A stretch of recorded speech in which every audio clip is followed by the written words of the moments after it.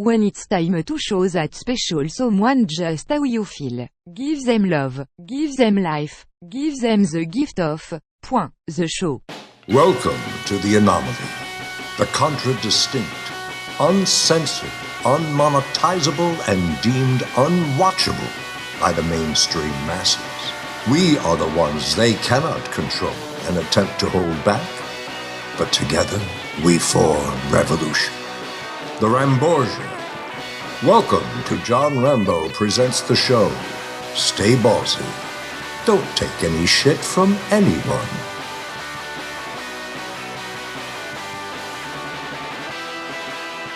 So on September the 7th, I'll be releasing my latest video creation.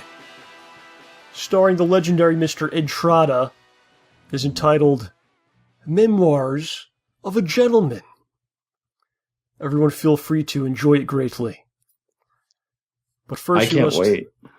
Is that right? Yeah. But first you must, I'm sorry for cutting you off. Well, there's one person that'll watch. You can always count on OJ. But we must first begin today's programming with a story about another gentleman, an individual that, due to potential litigious reasons, we will simply refer to him as the individual who may or may not live in Asia and may or may not make games. Okay. May or may not know who I'm talking about. I may or may not know who you're talking about. This could be anyone. So I don't want to mention his name due to possibly destroying his life more than we already have. This is someone that's a great friend of the program, and may or may not have appeared on maybe 8 or 9 episodes, including a recent episode where he was live with OJ and I in New York. May or may not have happened recently. Like we said, it could have been anyone. Could have been anyone. So I received an abrupt message from this individual. Very disturbing, John. All it stated was, "Hello. Could you please take down all the episodes of the show that I'm in? Thank you." As we talked about in the past, it's kind of his way of speaking. It's very to the point and kind of very casual. Yeah, I'm just saying that's like an ominous statement. Yeah. So like I said, I was very disturbed by this, and it's like someone sending you a message saying, "Could you please remove your thumb? Can I have your canine teeth?" You know, like it's on the same level to me, John. Ooh, it's very scary. So I'm like, all right, I can't just do this. Okay, I have to figure out what's happening. So I tracked him down, and it's like, what's going on here?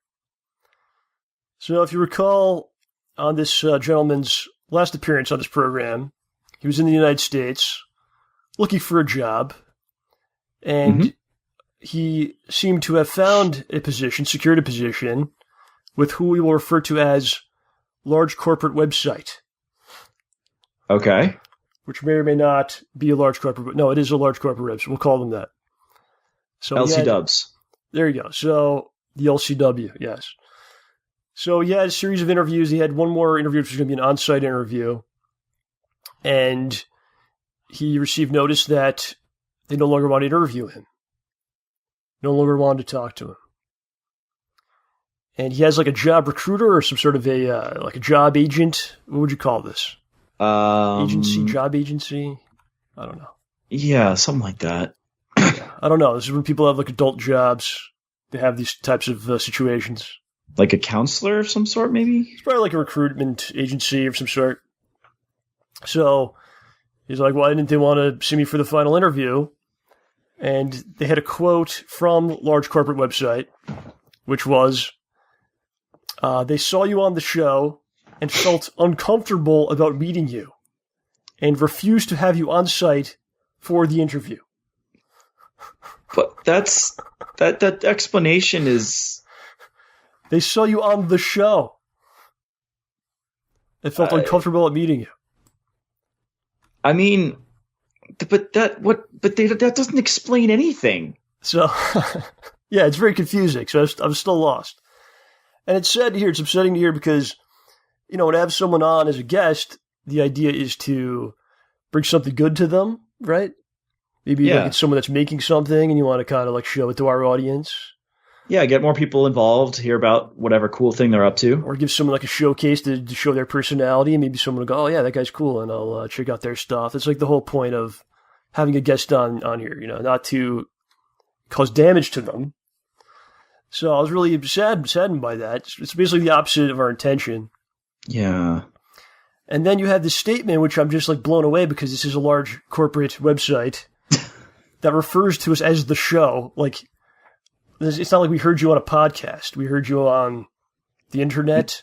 No. The show. Like, just straight up the show. Like this is legitimate at all, or this matters in any way. Like it's the Tonight Show or something. I don't know. Yeah, it's very weird. It's all very strange. I mean, I guess I have to give them props for referring to us as our name. I guess they got very specific. Like it was this. This is the specific, these people, and this specific thing. But in some ways, I'm very flattered by it. It's the most legitimate we've ever been. Large corporate website naming us. I mean, that's really, really something. So I did talk to this gentleman who may or may not live in Asia and possibly make games a little bit more. And I'm like, what did we do on this show? Like, what was going on? He was kind of confused by the whole thing, too. Yeah, I'm confused already. And I'm like, hold on a second. Like, how'd they even find this? How did they actually even know this exists? So he thought it was to do just some basic Google, maybe a Google search, like a background check was going on. Yeah. And they found this and they just watched it and were disgusted. And we are pretty gross. I don't know what we were doing on this one. It was a couple years ago. I don't remember. We got naked. And we were... I'm naked right now. Using racial slurs. We're not doing a video anymore. This is why. I'm trying to protect your job and my career, so... Yeah. So I'm not kind of a crossroads. I'm like, what do I do? Do I take all these shows down? Because he's trying to find a new job now. And that's why he asked me to take the shows down. He's like, I'm trying to find a job, so... Can you privatize these episodes? And we'll see what happens.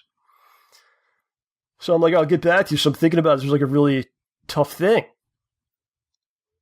to consider. Yeah. I have every episode we ever did is up.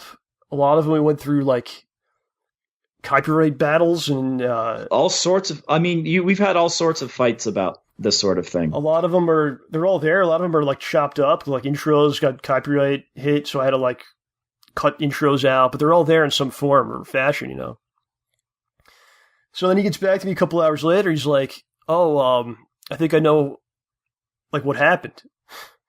Okay. So it turns out he put a specific episode of the show in his resume. So he put an interview in his resume. So of course they were going to find it, but what episode was it? It's a particular episode we cannot refer to. Right, we can't. Yeah. Was there anything that bad in the episode that you can think of? But I'm like, why did you put this in your resume? So he was like really happy with the interview or whatever, and he thought it would help him get jobs. Oh. So we have one person who thinks the show's going to help them get jobs, puts it in a resume.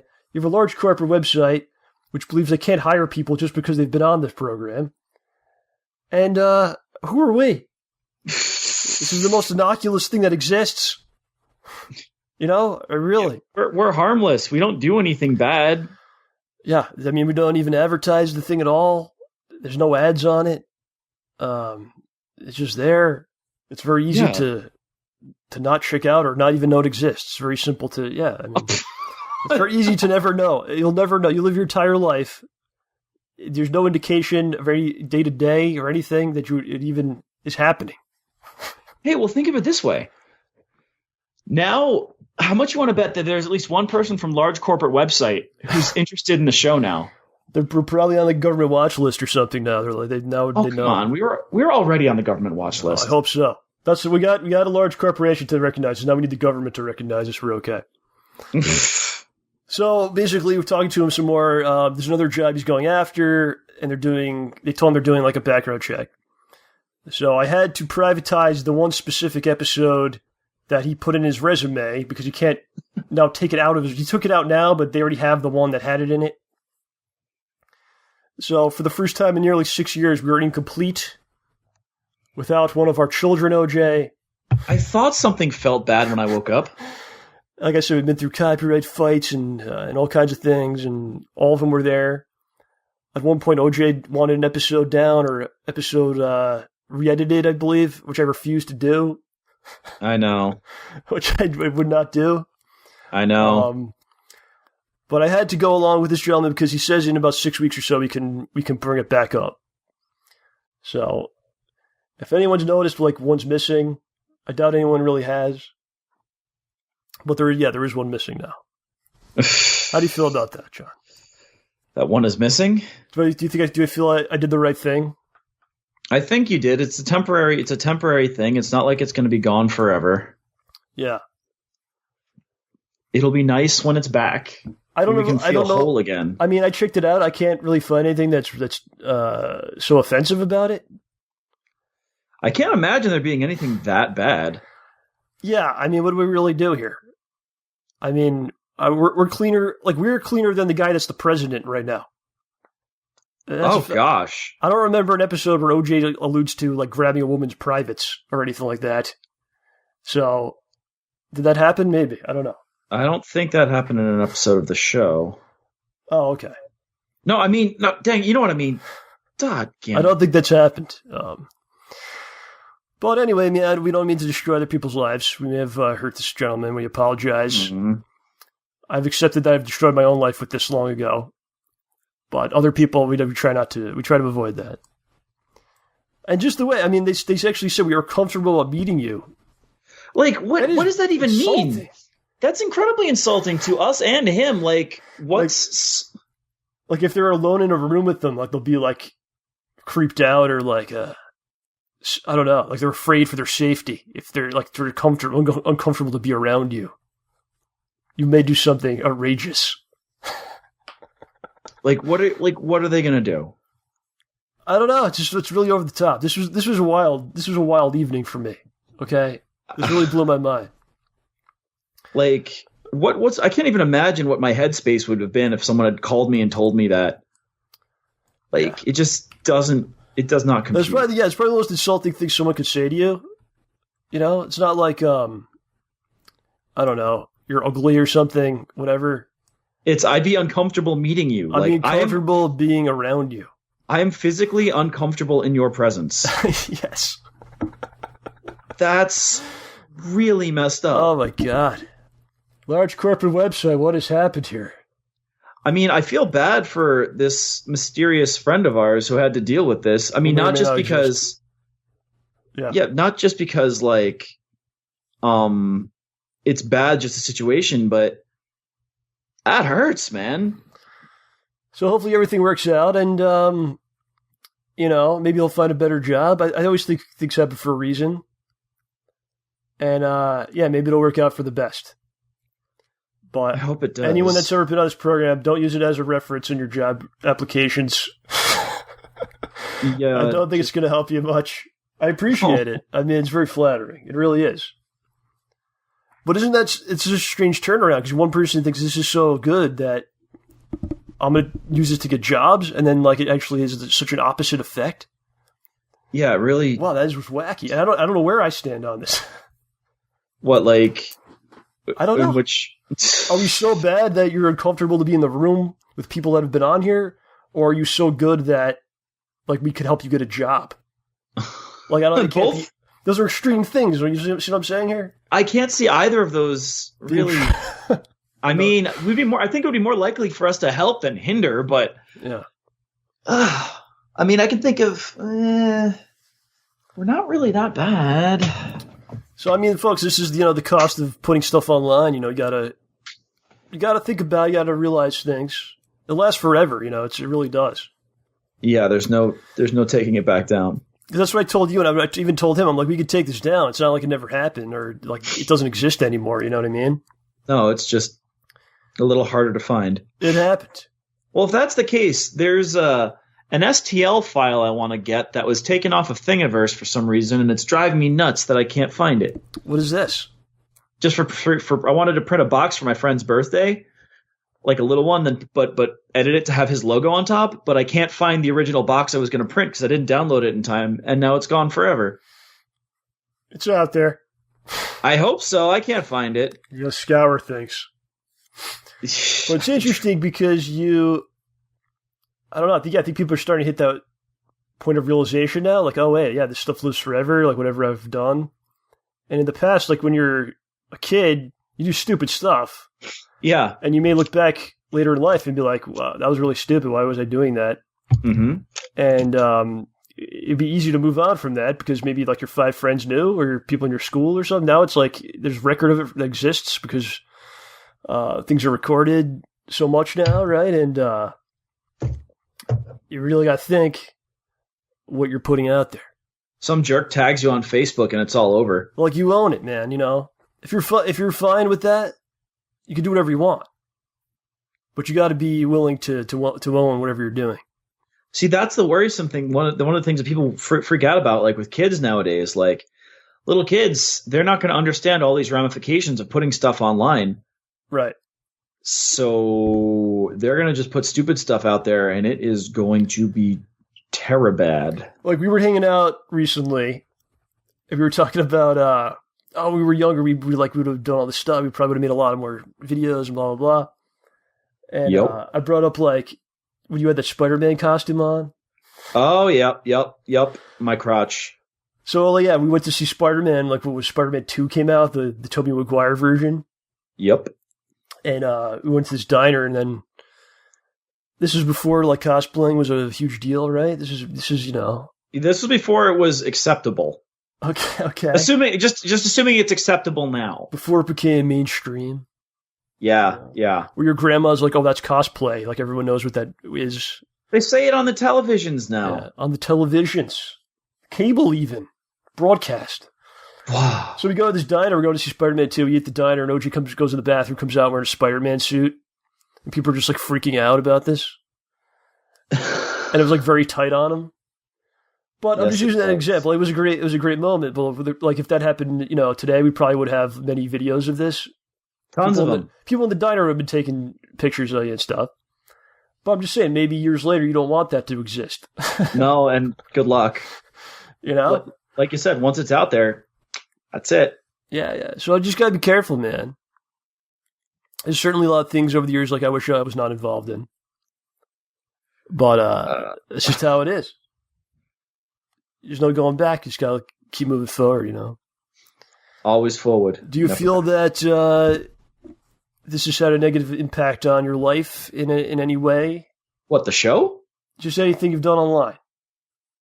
Do you feel like it cost you a job similar to gentleman who may or may not be from Asia and makes games? Or may or may not exist. Or may or may not exist at all? No, I don't think it's cost me any jobs or anything. Yeah. I mean, some of my bosses know about all this stuff. Wow. Yeah.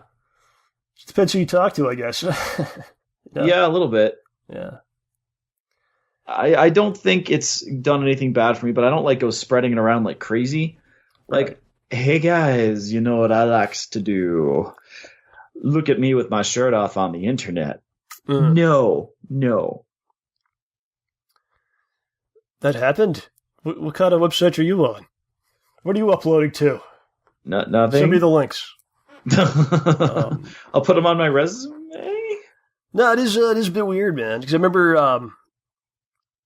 do you remember we were at Lucky's Burgers one day, and there's like the dude knew who you were? Yeah, that was an amazing feeling, honestly. But it's just, I don't know. Sometimes, do you think that's good? I mean, I have a. You think it's a positive? It's a huge ego boost for me, honestly. Yeah. And we're small potatoes too. Yeah. I mean, imagine if you were like a bigger deal. It's tough. Yeah, that would be. But I mean, just getting noticed once is enough to. But there's people that really don't know who you are or anything about you, but they have just because I've seen that guy online or whatever, or in a movie or something. It's like, people have like a preconceived notion of who you are, which could be negative or positive. Yeah. And, it could be a dangerous situation. Oh, I see what you mean. Yeah. Because they're like, that's so-and-so, I hate him. He was such a jerk as the villain in that movie. I can't believe him. Yeah. So, yeah, I mean, from my side, there's certainly things that I've been involved in that weren't good. But I've made like actual friends. Real actual friends, John. Actual real friends. Is that what I said? But as opposed to what? Me? I told you I'd get you. No, I just said it weird. But yeah, like real friends that because of doing this. So I think if something like that happens, then you can't really be upset with it. No. I mean, it may not have had a huge, like, this got me X job improvement in my life, but it has definitely improved my life. Yeah. Without a doubt. Right. Huh.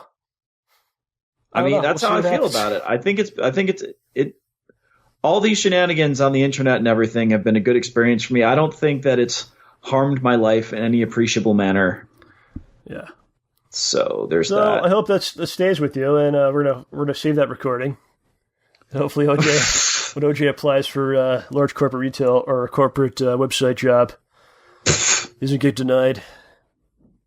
And if I do, I'll have to take it all back. Yeah, I don't think I will. I would not recant you, sir. Stay safe out there, folks. Be careful. Don't come on the show. That's the main thing you take away from this. And that's what you tell me every week. Yes. So, yeah, speaking of the friends I've made doing this, man, to another friend of the program, the great Mr. Ed Shirata, who we met doing this, and I spent some time with him last month at his home. It was a great time, great triumph for me, John. Just having the disposable income to go and feeling excellent health-wise was one night. I was just sitting there on a bench outside. There was like a outdoor concert going on. Oh, that's cool. It's like fireworks going off. And I'm just sitting there and I'm like, I have disposable income to do this. I just felt really, really proud of myself. Nice. It's good a wonderful deal. thing. Yeah. It's So, a good feeling. We did a show with Ed and I was kind of talking about the origin of Ed. And he didn't remember anything about this. So I was wondering if you recalled it all. Yep. So I remember when I told him, I was like, we were working with this agent, working with his agent. He had like no idea about this. He had no memory of this at all. Aww. And the guy set us up with Ed to interview him, the voice of Malfurion Storm Rage. And we were supposed to meet Ed at like 8:00 or something on Skype. And then he like never came. Do you recall this? I didn't. I remember we had issues with Skype, but so like, we're sitting there on Skype. He's like just not coming on. So like 10 minutes goes by, 20 minutes goes by, and I'm like, all right, forget it. We just won't have him on. But you were like, no, just give the guy like 5 minutes. And you like wouldn't let it go for some reason. Well, if he said he was going to be on, he was going to be on. Do you remember that? I mean, I feel like that's something I would do. See, no one remembers with me, so it seems like I'm just making this up. You're not. You could just probably talked about it. Well, hold on. Yeah, hold on. So I'm telling him this whole thing, and he has like no idea. He's like an agent. Who's my agent? Blah, blah, blah. Oh, gosh. So afterwards, I'm like, oh, my God. The guy doesn't remember. So I started going through my emails, and I found all the original correspondence I had with this guy, this agent of Ed's. Like this going back and forth, and I'm like talking to Ed through this guy, and he's getting back to me what he's saying, like this whole thing. And then there's an email where I send the guy, I'm like, it's 8:15, like he's not on, what's going on? And like the agent gets back to me, he's like, he's coming, just hold on. So anyway, I found all this correspondence, which is just funny, and I was kicking myself for not thinking of this like before that show last month. To read this stuff to him. Yeah. In person would have been really funny. So I have it all. So next time he's on, whenever that is, I'll go through all these emails. And it's pretty funny. And then at one point after the show's done, he's like, there was some email from his agent. He's like, Ed feels like you didn't mention his website enough. Is there ways you could like insert that into the program after the fact? I just like didn't respond to it. Oh, it's pretty. It's pretty good. So we'll eventually do that at some point. Yeah, that'll be a nice treat. Yes, no one remembers, man. Well, this is my children. I remember all the things. Dude, I have a terrible memory. I was getting yelled at earlier today about one of my friends talking about like a murder mystery party one of my other friends had, and they're like, "Well, what do you remember about the party?" I'm like, "Well, what was the plot?" I'm like, and I started describing the plot. They're like, "No, more specifically." I'm like, "What do you mean more specifically? This is specific as it was." They're like, "See, nobody remembers anything." I'm like, "No, I don't remember anything." People remember things. I don't. But my whole point of it was like, if you didn't keep me on, on the line there, like I never would have met the guy. Yeah, it's crazy those little decisions that just make it. It's just nuts. Yeah, you were like, no, just give him a couple minutes. Just hold on. I was like, no, forget it. It's over. Yeah, and then it worked out. Yes. Like crazy. So you should listen to me more often. That's the moral. I try. It's hard. I know. I've heard my voice. It's quite irritating. So if I didn't stay on the line, we would not have Memoirs of a Gentleman coming out September the 7th on YouTube. Now I really want to show this video to people. Like I'm excited for people to see it. I really want to know their reactions to it. I'm quite eager. OJ's in it. I sent it to. I have like a little bit of an inner circle of people I sent it to kind of get some feedback. I received some quotes from people. One person said, "It has that John Rambo production ambiance," which I replied, "Cheap production?" ? And there was no response back. Oh. Another person said, "I can understand why Ed thinks you're insane, but I did enjoy the video." I mean, yeah, I can see where they're coming from, but still. So we talked about in the last show, like I ordered all these props, and I'm just like, got it sent to Ed's house. I'm going through this box of just weird stuff, and he just stared at me, and he has no real idea about what the script is. It was kind of made that way with like very haphazardly. Dude, if you're thinking you're getting weird stuff, man, you should see the stuff that Amazon tries to sell me now. Yes, I keep getting these weird emails for like, oh, review this, and you should get this, and 10% off of these, and I'm like, oh gosh, is this because I bought the bear claw mask? You've bought many sex toys, and that's what happens. I mean, it's just how it is. Seriously. So another friend of mine didn't like it at all. Just didn't enjoy it. But it is what it is, man. So curious to see what people think, like just like OJ is. It was fun to do. It was kind of like, what do I have to work with? Like, what are the pieces and what are the spots we could film? And then I try to put these things together in a somewhat coherent narrative, which isn't always easy. I mean, it's a lot of various things that don't go together. I've never been able to just do whatever I wanted. You know what I mean? I always want to make this. Here's what it is. It's always like, what do we have and what can we use? And but in some ways, there's something more gratifying about that in the end. Well, think about it. When you're forced to work with what you have, you get more creative, and you get the original Star Wars trilogy. When you're given everything you could possibly want, you get the prequels. Maybe. I would not compare this to the Star Wars trilogy original. But hope you guys enjoy it. We'll talk about it more on the next show after it's already out, and most people have ignored it and moved on to other things. But we'll have some more to say about it. One thing I wanted to tell you, which I didn't really mention, so we filmed in Los Angeles, and I found out that you cannot use tripods on the sidewalks of Los Angeles. It's very weird. We're trying to film something, and like an officer comes up to me, he's like, "No tripods." So I was like, "Oh, I can't film here." It's like, "No, you can film. You just can't have a tripod." But. So I was like, "Oh, all right, it's okay." And the guy was like, "Oh, yeah." He's like, "Sorry, I have the same one as you. He had the same tripod as me." The police officer? Yeah, that's what he told me. Does everyone in Vegas, in Los Angeles, film something? Most, I guess. But my tripod is the worst one you could have. It's Amazon brand. It's $14. Hey, those aren't bad. It has Amazon on the logo's on the actual thing. It could be much worse. But it was cool because the guy's like, "I have the same one." And I'm sorry, you just can't have tripods on the sidewalk. Which is weird because a couple blocks away, there's people like an army of skateboarders. That's okay. Well, skateboarders move. Yeah, maybe you're blocking things. I don't know. Whatever it was. So I complied with the laws in a foreign land. It's not my place to argue that. I'm not part of the judiciary system over there. I don't know the laws. It's not my home, John. But no tripods.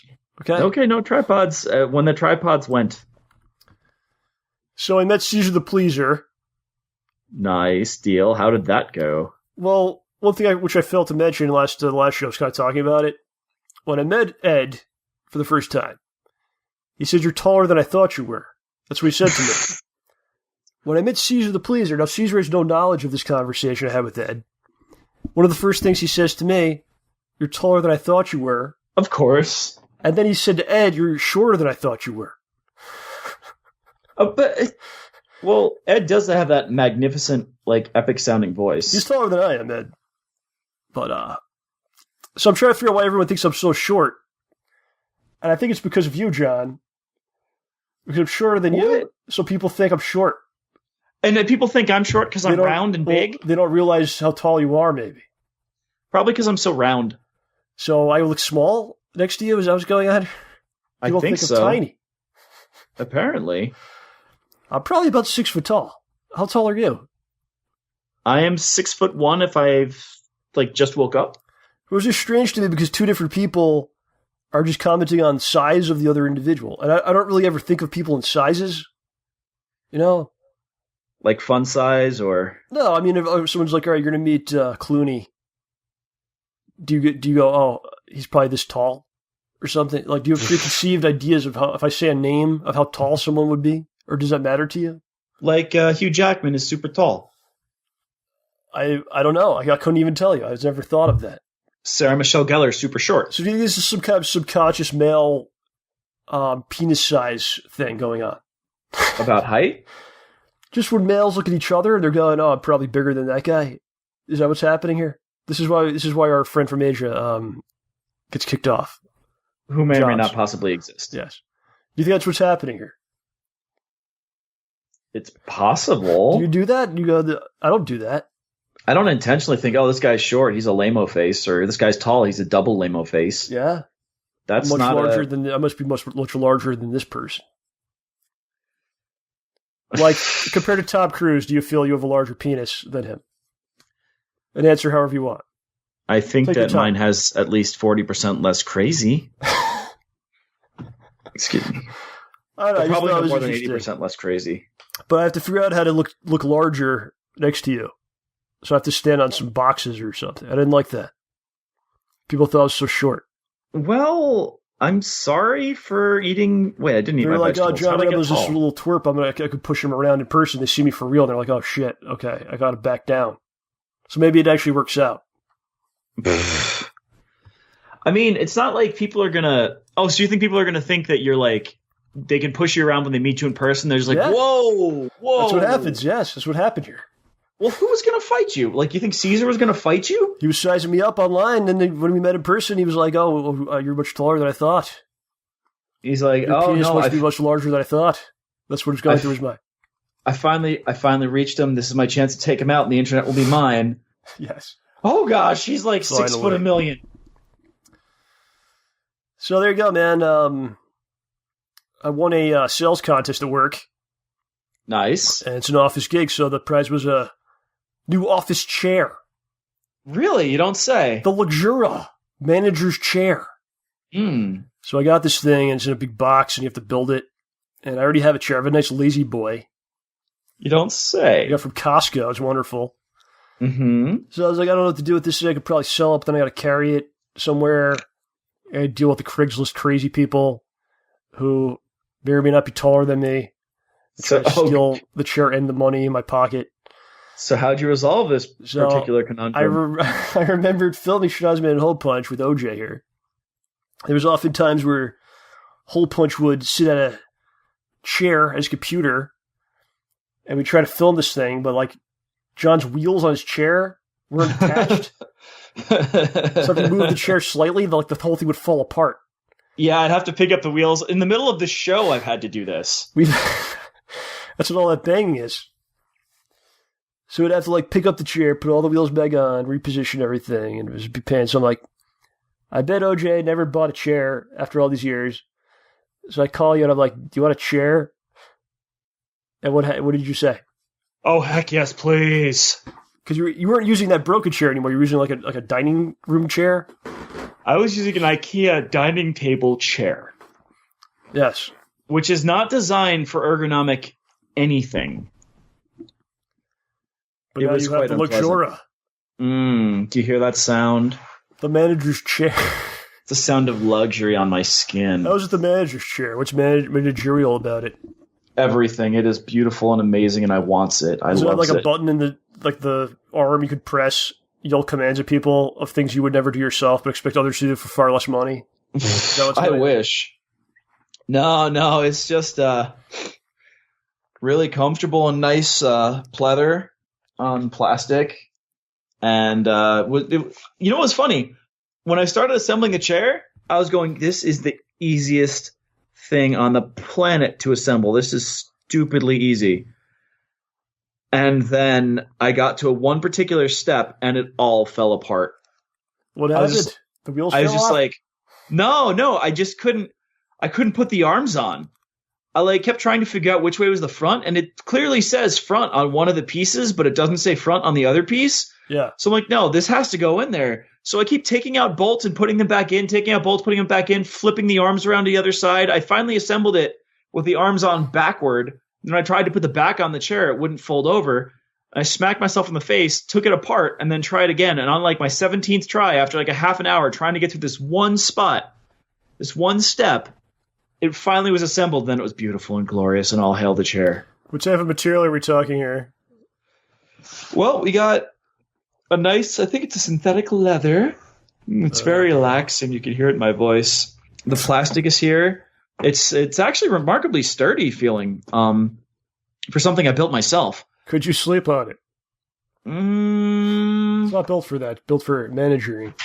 No, I mean, you can lean back pretty far, but you're going to kind of tilt forward and wake yourself up if you stop consciously trying to lean back.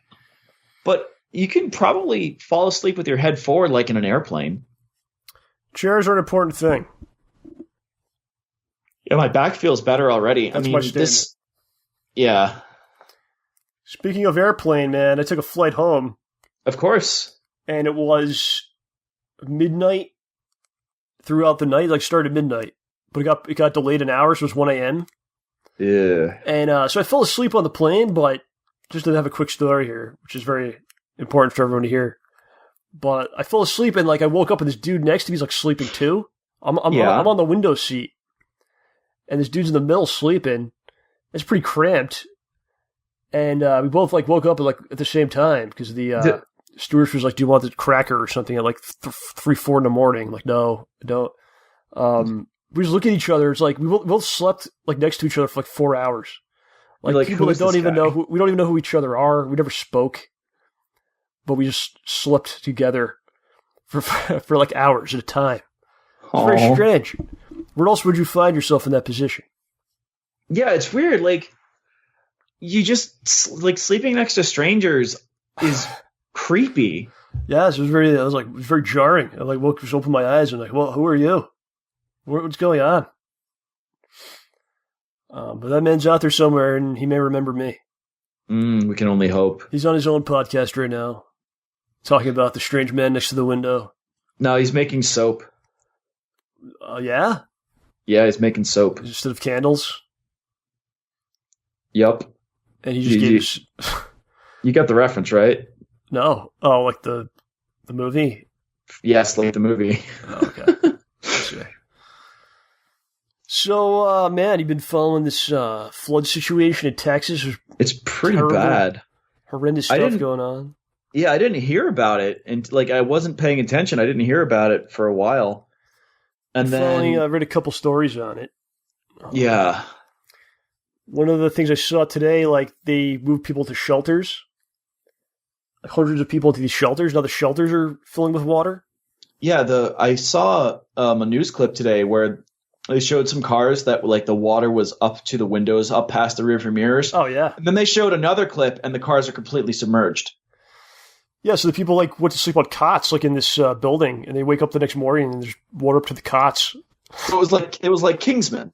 You just can't get out, can't get away from it, man. It's awful. Yeah.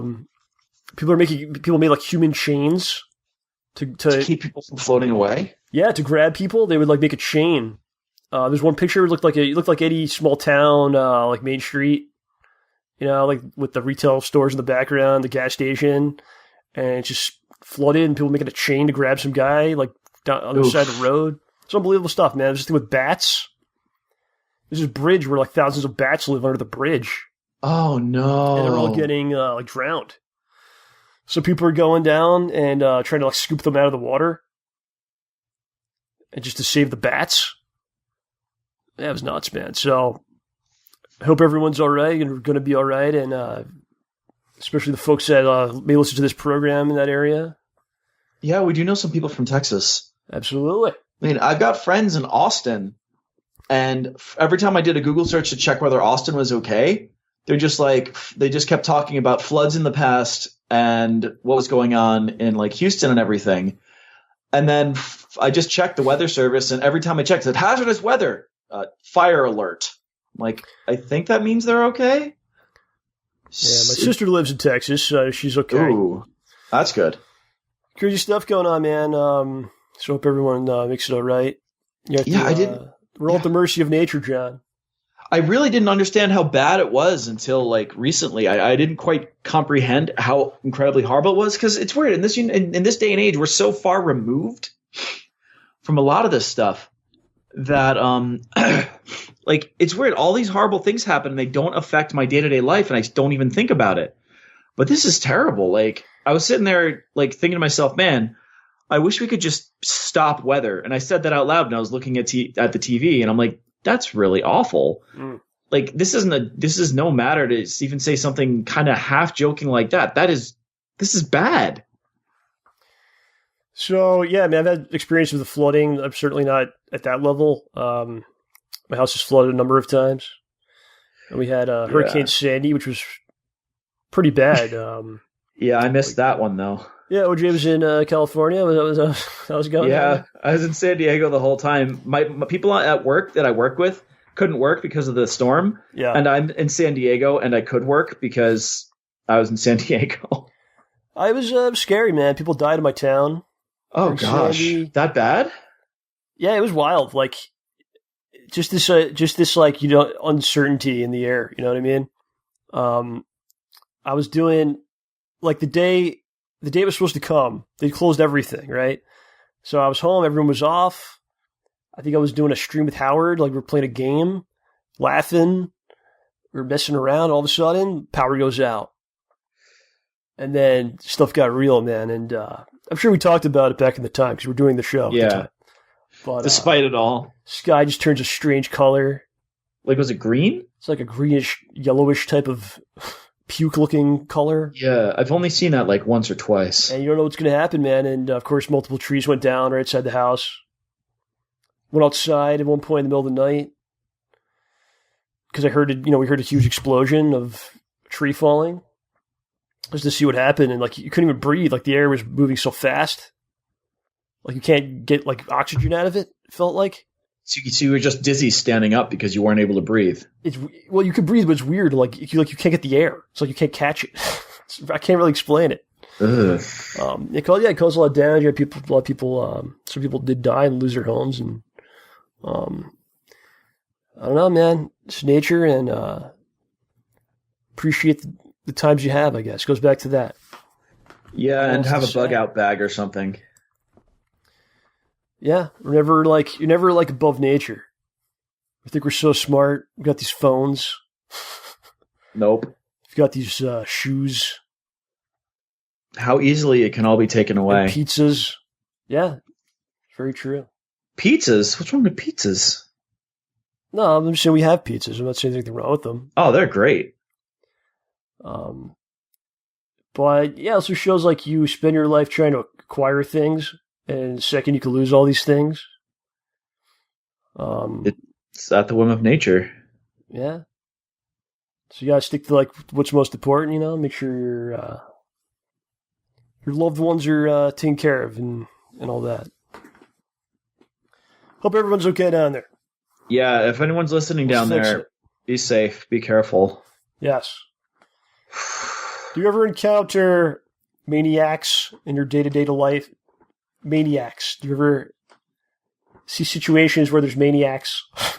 Like legitimate maniacs? Especially like on the road. That's where I'm going with this. you have any stories of people on the road just acting insane? I mean... Maniacal, if you will. That's the keyword for Maniacs. So I was driving the other day. Sunday. It's a Sunday. It's a nice day.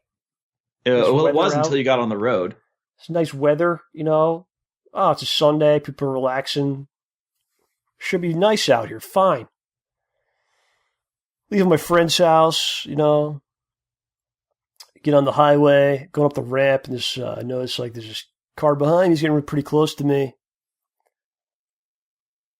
Closer than you should probably be. Was there a car in front of you? Was there somewhere to go? I was on the highway. Yes, cars in front of me. So I get on the ramp and I go up and there's cars in front of me. And then I see some like blinking going on. I notice the person behind me is flashing their lights at me. I noticed the person inside the car, a little old lady. Oh no! Was she flashing her lights at you? With like those big glasses on. You know, like those big like the comically large glasses. Well, the ones that are like darkened. Like you might have like like she had eye work done or something? No, what do you wear those if you have like some kind of thing going on, glaucoma or something? I don't know, whatever. I'm not really sure. I couldn't really tell you. They're just large glasses older people might have. I don't know why. Maybe it's a fashion thing. They wore those in the 30s. I don't know. But just like he's like flashing her lights at me, and I can see she's like visibly mad, like yelling and like stomping her hands like on the. What the heck? Why? I don't know. Like I'm not going fast enough. And there's cars in front of me and stuff too, so like I can really do anything. So in these situations, this happened to me in the past. I tend to like go slower purposely. Yeah. So I like slow down to like maybe I'm going 60, which isn't even. I mean, the speed limit's probably 65. You know. So I go down to like 60. And she's like really just getting pissed. And she can't even like go around because there's like there's traffic and stuff. Yeah, what are you supposed to do? So I'm just like, you know, it's like, what are you doing? This is just a complete maniac. So then she eventually gets around me. She like swerves. I notice she almost gets in like 2 accidents. Just trying to dodge you. Just trying to like, just mad at everyone on the road. Like why are people driving? This is my highway. So she goes ahead of me, but then like that lane slows down. So I wind up like, I'm in the right lane the whole time. So I start going, and then it kind of opens up, and she's in the middle. I'm going to pass her on the right. Oh, Phil. So instead I go into the middle, and I get behind her, and I flash her like twice, and then I just go around and leave. But it's just like, you know, I wasn't doing anything. There was nothing wrong. I mean, I was just questioning, like, when I got the car, like, was there something hanging out of the back of my car? Yeah, right? Like, is there like a body hanging out the trunk or something? Like, did you see anything when you stopped and got fine, out? Man, just someone so impatient that she's mad at everyone in front of you, you know, like. I mean, I'll admit, I am not a happy driver. I am sad and angry and depressed when I drive. I don't like it. I hate it a lot. Most of the time I'm fighting to just get to my destination, okay? And I get mad. I do, excuse me. But when I see, like, if I see a car do a jerk move, like there's an exit to a highway where it goes from being like a legitimate highway to just being a 2-lane road or a 4-lane road, like 2 going north, 2 going south lane road. And the way you exit the highway is you can turn right from the right lane or the middle lane and left from the left lane into another little connector street that has a left lane that's left turn only, a middle lane, which is go straight to the DMV or turn left, and a right lane, which is turn right turn only. But before that, there's another intersection where right is right turn only, left is straight, and middle is straight. But everyone getting off the highway turns into the right turn only lane, blows through the first intersection to turn right at the second intersection. And I know everybody does it, and it's stupid to have to be in the middle lane and then go into the right lane. But that's what the rule is. Even though it doesn't make sense, that's what the rule is, and I get mad when people don't obey the rule. Well, here's the thing. If you don't want to obey the rules, it's fine. I don't like when people try to push you into doing something wrong. Yeah, and a lot of a lot of these like country roads, people want to like go fast, like super fast, And like I've gotten tickets in the past, and I never want to get a ticket again. I just don't have the money or like have the desire to throw money away on. It's an unnecessary hassle and go to a court and all that crap. Yeah. So I really don't go above the speed limit ever. You know, I don't think it even really saves you that much time. And I always go places early, so I'm never like in a super rush. Like holy shit, I'm gonna be late for work or whatever. Like I'm always on time or mostly early to everything I freaking do. Mainly because I don't want to get into these situations where I feel stressed and have to rush and then cause problems and potentially get in an accident or get a ticket. But you'll have these people, you'll get these people behind you that want you to go like 80 miles per hour. And like a 20. And you're going like 50 and like when it's supposed to be 50, right? And that's the speed limit. It pisses me off, you know? Yeah. And they get mad at you and they flip you off and you do whatever you want to do. And it's like, dude, what am I doing? Oh, yeah. I was turning onto I was getting off the highway near my street, and left turn is left turn only. And the middle and right lanes are right turn only. Just you can turn left from the left lane and you have to turn right everywhere else. And there was a big line to go left, and I see this guy pull up in some kind of some weird old, like not a station wagon, but like an older if a station wagon weren't a wagon, like we're smaller. Mm-hmm. And this guy is in the middle lane, which is right turn only, and I'm going left.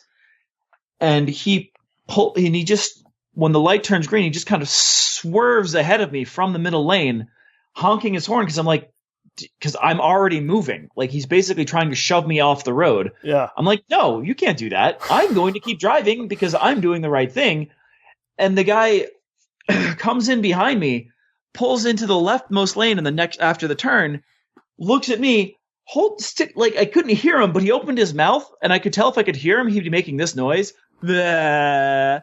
Gives me the finger with both hands while driving. Yeah.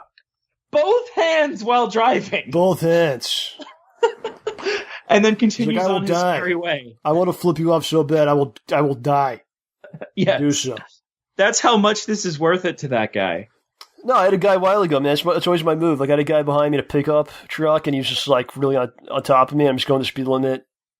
I guess he doesn't want to go around me. I don't know. But I just, like, I always slow down purposely more. This is always my go-to move. Maybe by a little bit, you know? Because they want you to speed up. So I'm like, no, I'm going to go a little slower. Then I, like, made a right, and the guy kept going straight, but he, like, out the window, he just flipping me off, you know? Oh, no. I mean... Okay. I'll tell you, when I'm driving... It's fine. Yeah. You're the one that's upset. I'm not upset, you know? See, that's the difference. I do get upset. I try not to. So this is my partial solution that helps. Because I'm not going to give somebody the finger. Like, I get mad if someone gives someone else the finger in my car. It's so cliche and lame. That's all you got. Yeah. No, so the best I can do, I mean, I'm trying to calm down, is to give them a sarcastic thumbs up or an angry thumbs down. Or to do nothing, which is the preferred thing, but sometimes I feel like I have to do something or I'm going to explode. We need revenge. Just, I don't know, it's weird. Some sort of I got you back. Cars are just this weird little bubble. We drive around this weird, contained environment. Like, even back in the day when people had horse-drawn carriages and whatnot, like, well, I guess horse-drawn carriages, but like a wagon train, at least even with the thing up, unless it's like all wood all the way around it, you're still exposed to the elements in some fashion. You can still hear what's going on. I mean, horses clip, clopping isn't going to sound like an engine. When you're in a car with the windows up, the air conditioner, the heat on, the radio going, you're just in this perfect little bubble driving around. Everything else is separate and outside, and that which is outside is to be feared and hated. But here's the thing, though. I was thinking about this the other day. So we drive around in these little comfortable bubbles. Like, you could sleep in a car. It's not the most comfortable thing. Sure, I've done it. Better than sleeping on the ground, like in the exposed to the elements, right? Yep. And I was thinking, like, I read all sorts of fantasy cliche novels and whatnot, and they're all camping under the stars, driving around in horse-drawn carriages and doing all that stuff. Can you imagine? Like, you're in a car traveling 300 miles in, like, 5 hours? In your own climate-controlled, entertainment-provided little armored bubble. But why is this guy going faster in front of me? Exactly. Like, I'm sorry, is your car that uncomfortable that an extra few minutes in this cushy plush seat is going to bother you? If so, I'm sorry. I know there are uncomfortable cars out there. My car, my old Buick was really uncomfortable. I don't know, man. So the guy that flipped you off with both fingers, like, what happens when the cops pull him over? What does he say? Does he even admit that happened? Or, you know what I'm saying? Like, I didn't do that. I think the problem is that people like that don't get pulled over. Yeah. Like, I was driving home. You wouldn't act like that. Yeah. I was driving home in a horrific snowstorm, and I'd gotten off of the highway, and there's this SUV behind me, and it's really bad. Like, I'm going to crash and die bad. So I'm driving maybe 10 to 20 miles per hour in a 30 mile per hour zone because there's literally 3 inches of snow on the ground. Like, it just started coming down, and I was stranded. I didn't want to get stranded at the office, so I went home before it got worse. And this person just is driving behind me. They're honking their horn, flashing their lights at me. They're like, oh, I've got all-wheel drive. I don't care about the snow. Her. Eventually, they pull into the left lane, the oncoming traffic lane, blast past me, and then just get back in there. And I just wanted to call the police and say, hey, if you find a gray SUV on fire, they just broke the speed limit, passing me on the left in oncoming traffic to get around me because of the snow. Like, it's like the truth always comes out. So it's like people's personalities come out. I wrote down that even license when they're driving. Oh, you did? Yeah. Wow. Yeah, I lost it since then, but every now and then, if I'm really mad, out loud right here on the program. No. New York plate CBD13. No, I'm kidding. So yes, people just act poorly, and it reflects in all manners of what they do. It's like people on the internet, man. The anonymity gets to you. Yeah. Because you're in your own little shield. No one's really connected to you when you're driving. You gotta come with something other than the middle finger. It's very passé. Yeah. Come on. Can you imagine, like, you know, like close band or CB or whatever radios, people, the truckers and whatnot can talk with each other. Can you imagine if you could hear all the cars within maybe like a 50-foot radius near you while you're driving, like heading in the same direction? Car sexting. No, I just mean like seriously, if some guy cuts you off and you could talk with him, hey, they might be like, yo, dude, my wife's in the hospital. I just need to get there. Okay, I'm sorry. Lost a hand. My hand is gone. I can't find it. Okay. Oh wait, here it is, and he gives you the finger. He's holding it up. Found it. He's just holding it up loose, with the finger on it.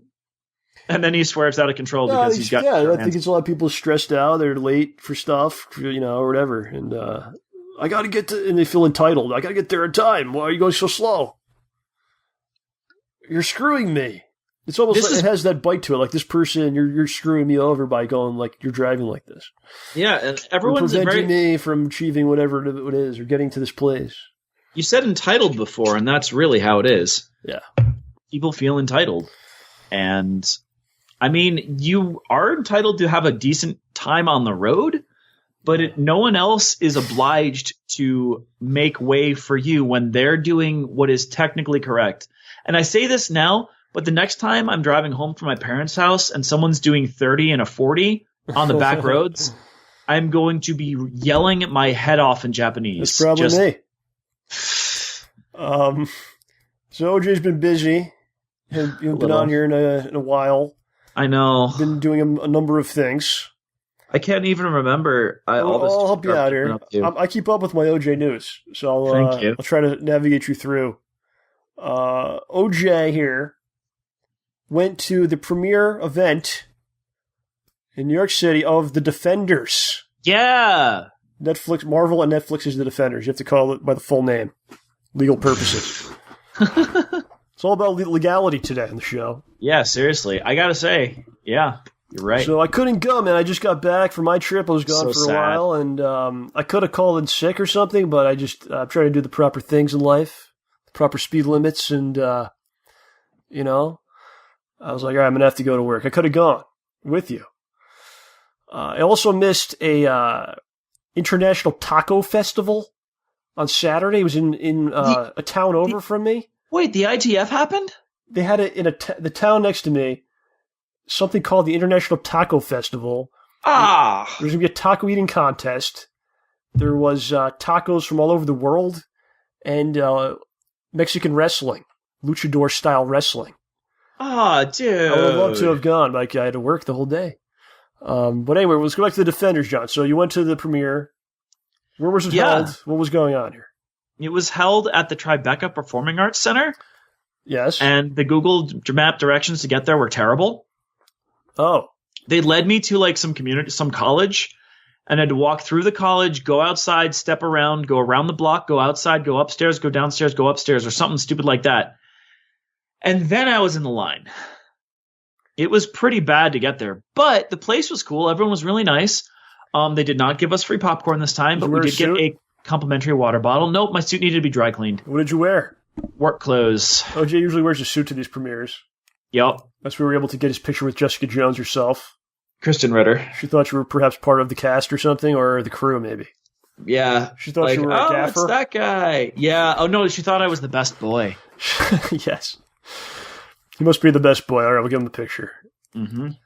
And, yeah, so we got there. It was pretty cool. They were doing photos. So I got a photo taken with myself and my ticket, the big novelty ticket, which is cool. They shuffled us in there. They only had one theater, as far as I could tell. You could see the really important people shuffle in later. For example, what's his name? His name is like Flint? No. Finn. Something Finn. Iron Fist? Yeah. Mickey Finn or something? What's his name? Something Finn? No. That's not his name. Hold on. See if I can pull it. Yeah, like, I should remember this. I had it. It was something Finn, like... Jones. Finn Jones. Finn Jones. I knew Finn was in there somewhere. Yeah. And I saw him, and actually, he looked shorter than I thought. Here we go with that again. Yup, just like we thought, right? Just like See? Just like I analyzed. No, yeah. See? It's just a thing people do. But he was cool. I saw Rosario Dawson. I did not get stuck behind her in line. Multiple times, OJ's been right next to Rosario on the street. He is afraid of him. I saw Carrie-Anne Moss, which is cool. Electra?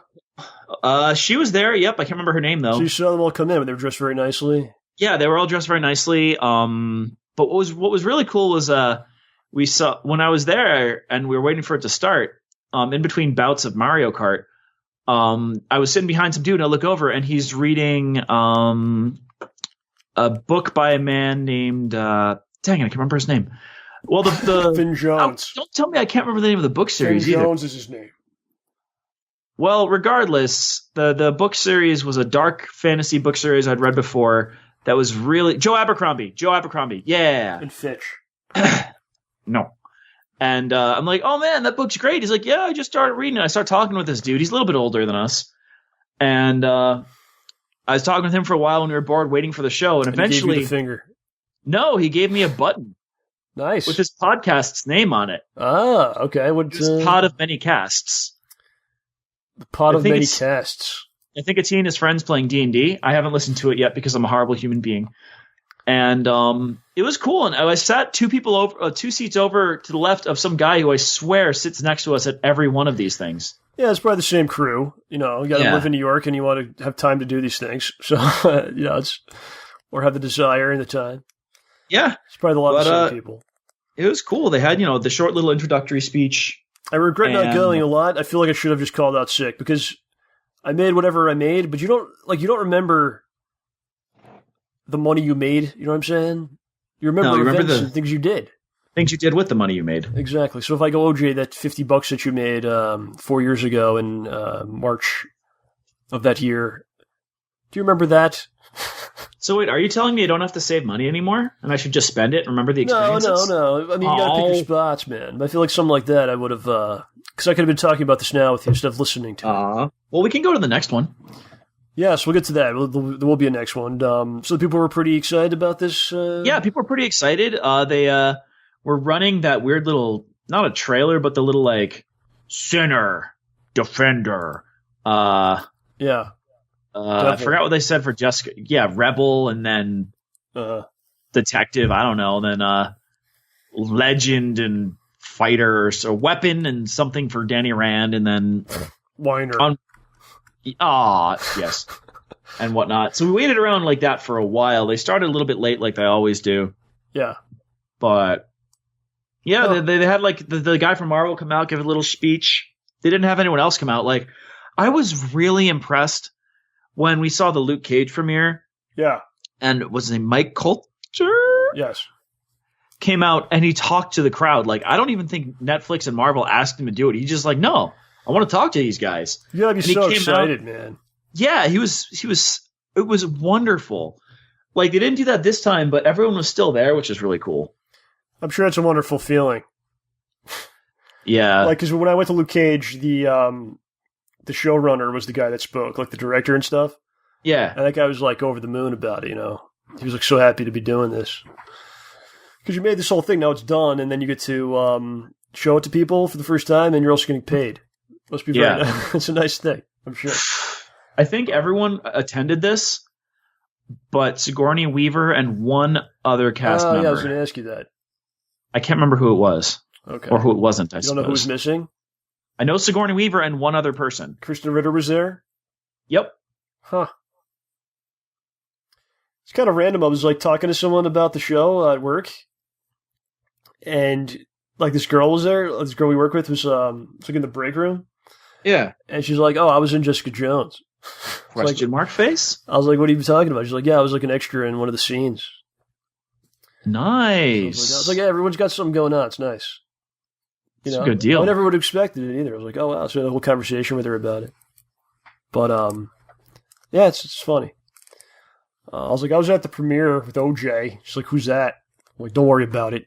No, John. The proper response. You'll find out soon enough. When the time is right, you will know. So you saw a couple episodes? No, they played 2 episodes for you? Yep, the first 2. People clapped and stuff? Yeah, people went nuts. I mean, the first 2, like, when that ended, I was like, I want to watch more. I want to watch more. Can you imagine, like, a premiere? Do you think this ever happened where people boo at the end? Ooh. Do you think that would ever happen? Could ever happen? That would be really disrespectful. If you're getting free tickets to something, it's like you're just gonna like it. I think it's already a win. Like, I saw a pre-screening of what was it, Identity Theft? Identity Thief? No, the movie with Melissa McCarthy and Jason Bateman. No one booed, but it wasn't that good of a movie. People were like, "All right, it was free, and what are you gonna do? Let's leave." I mean, I preferred the We're the Joneses or whatever, where those people pretend to be a family in an RV. You're on top of all the Jason Bateman movies. Yeah, that movie was better, man. You like the Bosses movie? Actually, that was the best of the 3. The second one, you saw the number 2, Horrible Bosses 2? I did not. No, I don't think anyone saw that one. Yeah, I mean, yeah. So I watched The Defenders, man. I stayed up all night one night. I just felt it, you know? Yeah. It's funny, because right now, like, I can barely stay awake. I'm sure people could hear this, so like I'm pretty shot. But when it came out, like, I just had one of those days where I had like a lot of energy. So I watched the whole thing. And it was good. I mean, I feel like it's not. It doesn't feel the same as like Daredevil season 1 or Jessica Jones season 1. It kind of lost its edge to it. Like, I feel like this Defender show could have been on the CW. Yeah, it would have fit in fine. Which isn't saying like the CW shows are bad. I'm not saying that. I'm just saying like what made the Netflix shows unique was like it had a little bit of a grittier edge and bite to it. And they softened that a bit. It's been softened tremendously, and it's become like Iron Fist kind of broke the whole thing where he took it over the top, and it's no longer like street level and gritty. I mean, like in Daredevil season 1, the fighting seemed like real to it. When the way he would punch people, and he'd almost get like winded after like a bunch of punches. Yeah, you'd feel it, and yeah, like the cracking of the fist hitting, and it hurt himself, and it looked like it was like trying to be very realistic. And this has just got all that crazy, you know. It's like everybody's flipping and jumping and kicking and smashing things, and they're fine and moving on. You know, so I don't know. It's definitely good, and I really enjoyed it, and it was cool seeing all the characters together. But it's just kind of it's been softened tremendously, I feel like. But still good. I mean, I'm on episode 6 now, so I've got 3 episodes to go. That's pretty far. Yeah, I've been enjoying it. But the next one coming out is The Punisher, so they may return to its They extracted all the grit and put it there. They're like, it's all going into that. It's possible. I don't know. So, I'm definitely going to be going to that premiere. I'm not going to be missing these things again. Well, hopefully they give us a premiere for that one. Oh, they usually have them. We only missed one because of weather. Well, it never happened. The Iron Fist one never existed. Yeah, because it didn't happen because of weather. And that would have been a weird one to go watch because it's just them in the boardroom. Oh. We would have been like, what is this? It's funny, though. I feel like they tried to do some of the stuff I thought they should have done in Iron Fist in the Defenders. Yeah? Yeah, like some of the Danny Rand stuff. I'm like, not the stupid stuff, but kind of the, oh, right. I have all this money and resources and I'm involved in a company. This show should have some business drama or some sort of, corporate drama aspects to it. Cause that could be interesting. And it didn't quite pull that off in Iron Fist. And I thought maybe they can do it here. It's weird because he's the main character in this. It's all about him. Man, if they like knew that was going to be the case, like you got to make sure that Iron Fist show is like top notch, And it just kind of didn't work that well. But then he's the main thing in the Defender show. It's just like, oh man, I don't know, just kind of. Okay, I will say this from what I've seen so far on the Defenders, they have severely nerfed and weakened Jessica Jones, like her character's superpowers at the very least. Mm. Danny Rand was nerfed before his show even began. Luke Cage is ridiculously strong. Like Danny Rand is like, I'm going to just be normal man fighting. Sometimes you can't get the fist to go. Yeah, he can. It's just like, meh. He used it like twice in his own effing show. I think they should have introduced him in the Defender show, and then you go from there. Maybe that might have like the hands all going after something. They don't know what it is, but they realize it's like this guy. Yeah, and they're like, "What's so great about you?" And you kind of like learn some stuff about him, and you can kind of split him off from there. Maybe. Yeah, I mean, I don't know. I feel like. It wasn't a home run. Look, it wasn't a home run, but it was nice. They didn't strike out. No, They got at least a single, maybe a double. Absolutely. More than a walk. Yeah. I think so. So, moving on here, OJ and I couldn't go to that. So OJ got tickets to something that he found online, I guess. Batman and Harley Quinn. Yeah. It was a DC home release.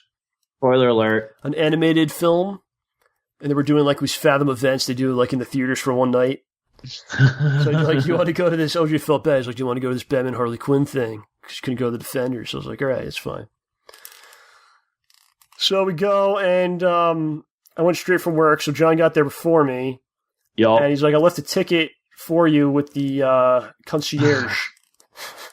So I'm like, what? Concierge? You mean like the 15-year-old guy that's like cuts the tickets? Yeah. I just assumed that was it. So I go up to him like, hey, my friend left a ticket for me here. He's inside already. He's like, all right, what's your name? So I'm like, my name's John. And he goes, John Rambo. So I was like, in some circles, yes. What do you mean? He's like, well, he's like, your friend said it was for John Rambo. Do you have like an ID of some sort? And I was like, of course I do. Can I have the ticket, please? It just became a very awkward situation. So yeah, John told this guy the ticket's for John Rambo just to be a smart ass. No, I told him because that's what you usually go by. In real life? No, I just go around, that's what I tell people my name is? No, but... I think I am. A maniac driving? No. So, it kind of threw me back to, because I got the name when I was doing Street Fighter tournaments. Yeah. Because no one uses a real name. I don't know. It's like a part of the gaming culture, I guess. Like everyone has like a tag. Yeah. I don't know where that began. But, in Street Fighter, everyone had a special name. So I remember we went as a group to a Applebee's one time. And, they're like, all right, John, go, tell them, like, put your name in, whatever. And we'll wait for the table. It was, like, really packed. So I go up to the chick, and I'm like, all right, yeah, we want a table for, like, 4 people. So, like, okay, what's the name? So I was with this guy, and he went by the name Bacardi Jedi. His name was Walter. Bacardi Jedi? That was his tag. So I go, the table's for Bacardi Jedi. And she's like, Bacardi Jedi. She's like, okay. Yeah, it's dude Walter. He's an awesome guy. So they were like sitting, it's like one of those deals we sit outside, like a bench, and they call the names on like a loudspeaker. There's like a really huge Applebee's. So like 20 minutes goes by and they're like, all right, like Bacardi Jedi, table for 4. Bacardi Jedi, table for 4. So everyone, like all these people start laughing. He's like so embarrassed and shit. So he went in. It was very similar. So I was like, oh, OJ got me back for that. For screwing that guy. Years later. 10 years later, you know. I mean, there's no escaping it, John. Well, it's very goofy. You have all these names and yeah, I think I used to get it with John Rambo because people would oh my god, this goes back to their conversation with the size. But I'd go to these tournaments, people would like know the name from I don't know, probably results for, you know, finishing very high in tournaments, probably. And of course. And I'd be like, "You're John Rambo." Like, yeah, like oh, you're not a Rambo, because I wasn't like jacked up or something. But like some people, their names like Goku and stuff. It's like, okay, is that guy like a Saiyan? I mean, you know, I don't know. I don't understand. Don't ever ask that. Yeah. But like no one's name, like that was like the whole idea of the name, right? Like maybe you're you're kind of becoming someone or becoming someone else in a way to strike fear in your opponent's minds. He's a killer. He's a Rambo. Can't play that guy in a tournament. It's Poor crazy, guy. you know. Well, you want to intimidate your opponent. Mm-hmm. That's what I'm saying. Yeah. Yeah. So there you go. So anyway, we went to this movie. Oh my god, what a strange thing! It had Harley Quinn written all over it. I'll tell you that much because it made no second sense. So it's done in the style of the '90s Batman show. Yeah, the '90s animated Batman show with Kevin Conroy coming back. The guy that did Robin is there, doing the voices. But it's weird because it's like that animation, but they made it HD and like widescreen, so it's like it just looks cool, but like weird, you know, like their eyes like and a little mouths. otherworldly. Yeah, because they've got those like jagged chins that will poke your eyes out. And when they talk, the mouth just jiggles a bit, you know. That's all it is.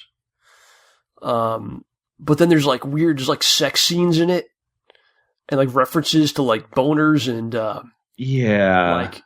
There's like farting and I think there were prostitution jokes too. There's like musical numbers.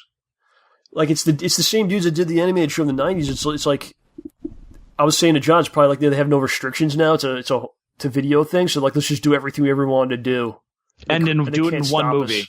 Yeah, they can't stop us, and we're just gonna do it. You know. And it had Swamp Thing as well, which is awesome. So I had a good time. What did you feel about it? It was an entertaining movie, completely ridiculous, but it was fun. I mean, I'm glad we went to go see it. I did not expect a lot of what happened to happen. Oh yeah, I was it shocked was ridiculous and silly, but that's just part of the fun. But one thing we should mention is last year we went to The Killing Joke. Same thing. It was like in the theater, super freaking packed, man. It was like packed to the gills. I saw people in there like I haven't seen in like years. I think there was 2 theaters actually at the same time doing it. Mm-hmm. And it was like sold out. And the movie, people didn't really like the movie. Strange stuff in it. A Batgirl, Batman's love scene. People were like gasped and were grossed out when it happened. Remember that? It was pretty messed up. Audible, just like, oh, no. Why would you do this? So yeah, people didn't really like that one. So fast forward a year later, we go to this one, and the place is like not even half full in one theater. They didn't want to see Batgirl have sex with Batman. They killed. Well, this one had Harley Quinn with Nightwing. There's always what's going on. Do we need that? Do we need this? Look, guys, it's rated R now. Do we need that to be happening in these movies? I don't know. I'm not sure if I need it. Honestly, when I saw them in the Batmobile, it looked like a dad driving his kid and their date to the prom. Yeah. Like the movie wasn't a Batman movie. It was a Harley Quinn movie, and Batman just happened to be in it as like the straight man to her shenanigans. Yeah, but I'm just saying, like a year later, they couldn't fill one theater like halfway based on what happened the previous year, and it didn't work out with that movie. Sad. So yeah, it was kind of like, oh man, you know. You didn't even have to hold my ticket for John Rambo, the concierge. Could just walk right in. Yeah, probably. So the other thing OJ was up to, I'm up on my OJ news here. Oh no! What now? What did I do? OJ stepped into my world, which is very interesting. I'll get his take on this. This would be like me going to like a D&D festival. Do they have those festivals for D&D? Do they have D&D taco festivals?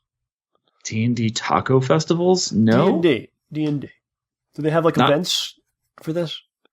Like for playing Dungeons and Dragons? I mean, Yeah. PAX is pretty close. So this would be like me going to like a random D&D thing. I have no real knowledge of what it is. So OJ went to the NXT takeover event in Brooklyn. Yeah. Because What do you have to say about this? This was ridiculous. Okay. So when I got there, it was funny. On the way there, we ran into another random dude. I'm like, we saw his shirt and we're like, "You're trying to get to the Barclays Center, ain't ya?" He's like, "Yes, I am." We're like, "Follow us." And we just walked over, talked about stuff. I don't know anything about wrestling, so my friend is just talking about things. We get there. First of all, we're starving.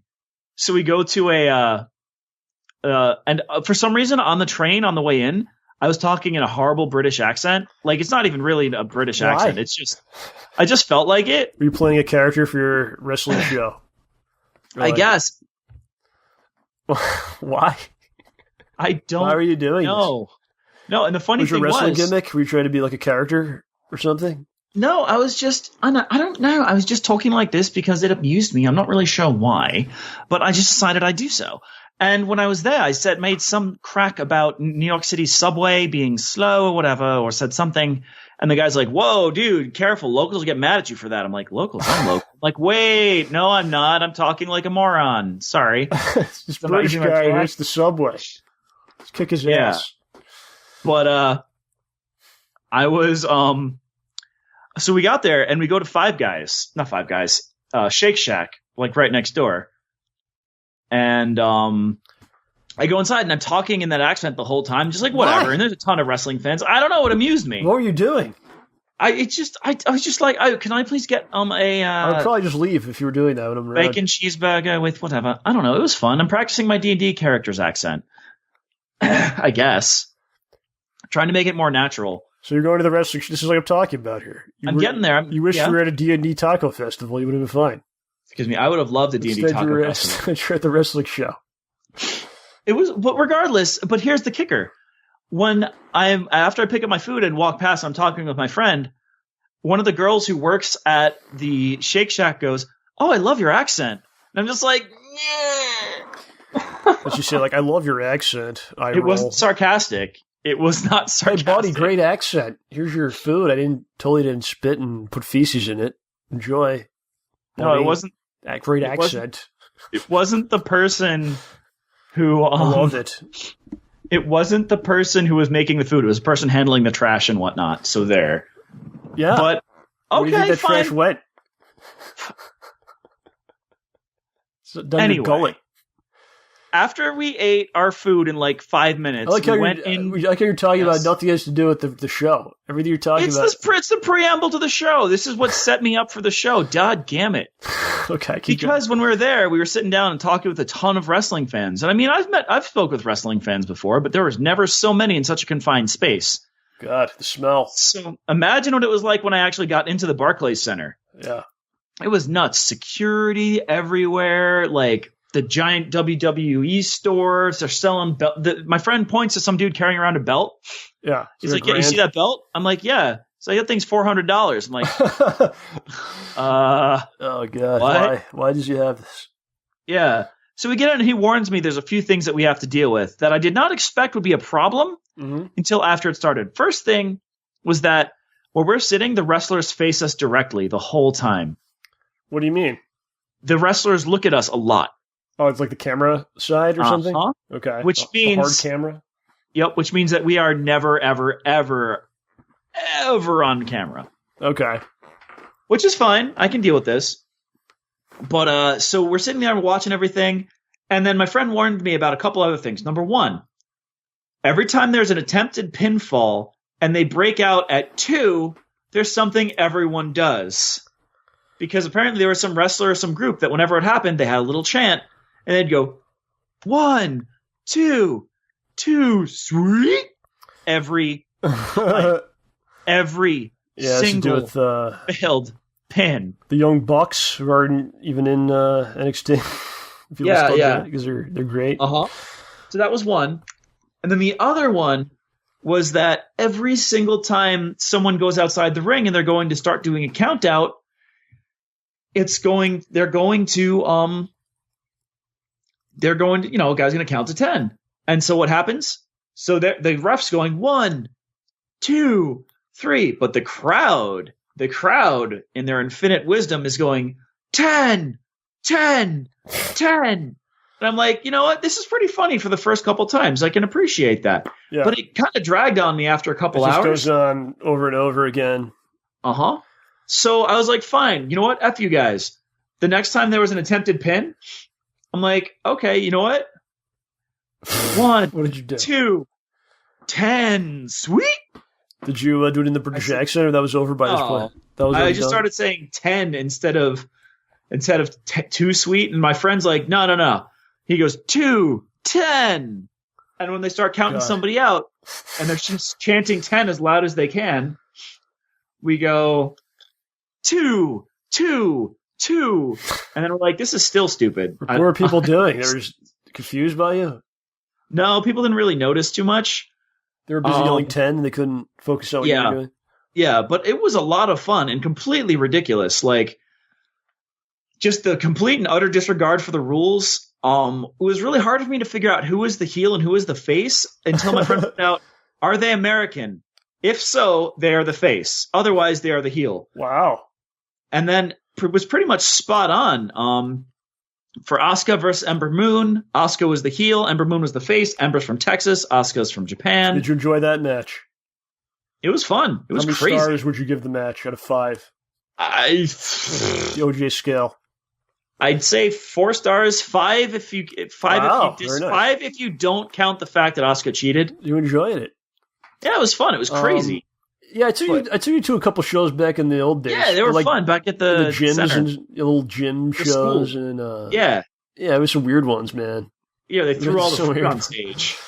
Remember that when we went to a guy pretending to be The Rock? I don't know if you remember this. There was like some wrestler. This was in like 2002 or something.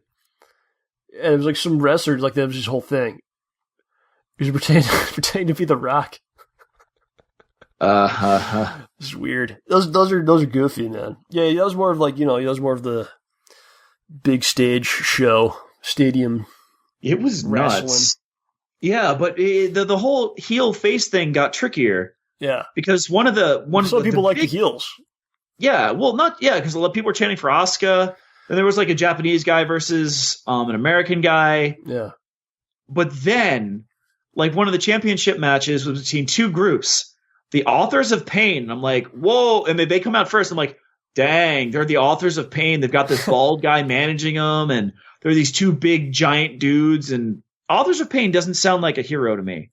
I'm like, okay, well, who's the other group? A group called Sanity? And it's like these people in, like, I can't even call it biker gear. It's just they're dressed up like, it's like, this is what Mankind's wardrobe would look like if he had like a trip to Target or something. I don't know. It was ridiculous. I mean, no, they're really cool, but I'm like, okay, so you've got a bunch of crazy people, 3 men and a woman, versus 2 dudes who are the authors of Pain. I'm like, who the heck is the face and who is the heel? Who am I rooting for? Like, I don't even know, but I'm like, Authors of Pain sounds evil. Yeah. So you're trying to find your way into the story of like, I want to participate. Yeah. But I like the I don't know who's the good guy.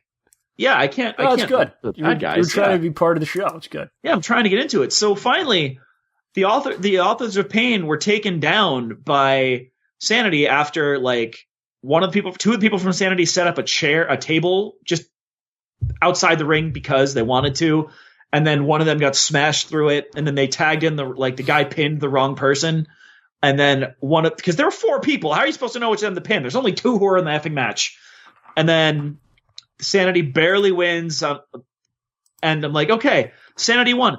I guess they're the good guys. Wait, what? Wait, there's 3 more guys running out. Are these the good guys? And 3 guys run out to the beaten and battered Sanity people and just take them out. Like nothing. Like, Did they win now? Setting up the next storyline. It's all interconnected. Yeah, so that was for the tag team championship. The women's championship was Asuka and Ember Moon. And then let's talk about the actual the men's singles championship. Yes. This was effing confusing. Because there's no American. There's a Canadian and a Scotsman. Okay. And I'm like, okay, well, who am I rooting for? Well, they've got interesting intros. Let's take a look.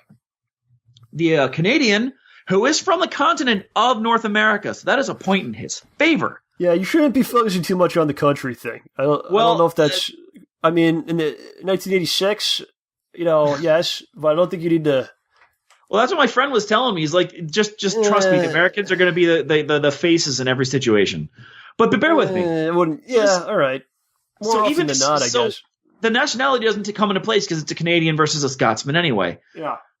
So this guy who's coming out, who's the current champion, his name, okay, so maybe he's cool. Well, what's his name? Bobby Roode. Like, Roode, ooh. Unless he's a Final Fantasy VII fan, that's probably going to make him the bad guy. Yeah. But wait, let's look at his intro. Glorious. Ooh, uplifting music. Huh. I won't give in until I'm victorious. It's very positive. Yeah, he never gives up. He won't uplifting. Quit. Yeah, he's not singing about being a D-bag. He's singing about, like, I'm not going to quit. I'm not going to stop until I get what I'm going for. But it could be ironic, you see. Yeah, I'm like, okay, so that's a point in his favor. But he thinks, perhaps he thinks he's uplifting, but he's really not. It's like an ironic use. You don't know. Yeah, I don't know. And then we've got the fellow from Scotland, whose name I can't remember right now because derp. McIntyre, Galloway. Yeah, McIntyre, yeah. And I'm like, well, what about this guy? I can't even remember his intro. It's nowhere near as catchy as this glorious thing. But I remember it being a little, like, grim and dark and whatnot. I'm like, well, who the heck do I root for now? My friend had previously informed me that the Scottish man was the one to root for. So I'm like, okay, yeah, you get him, McIntyre.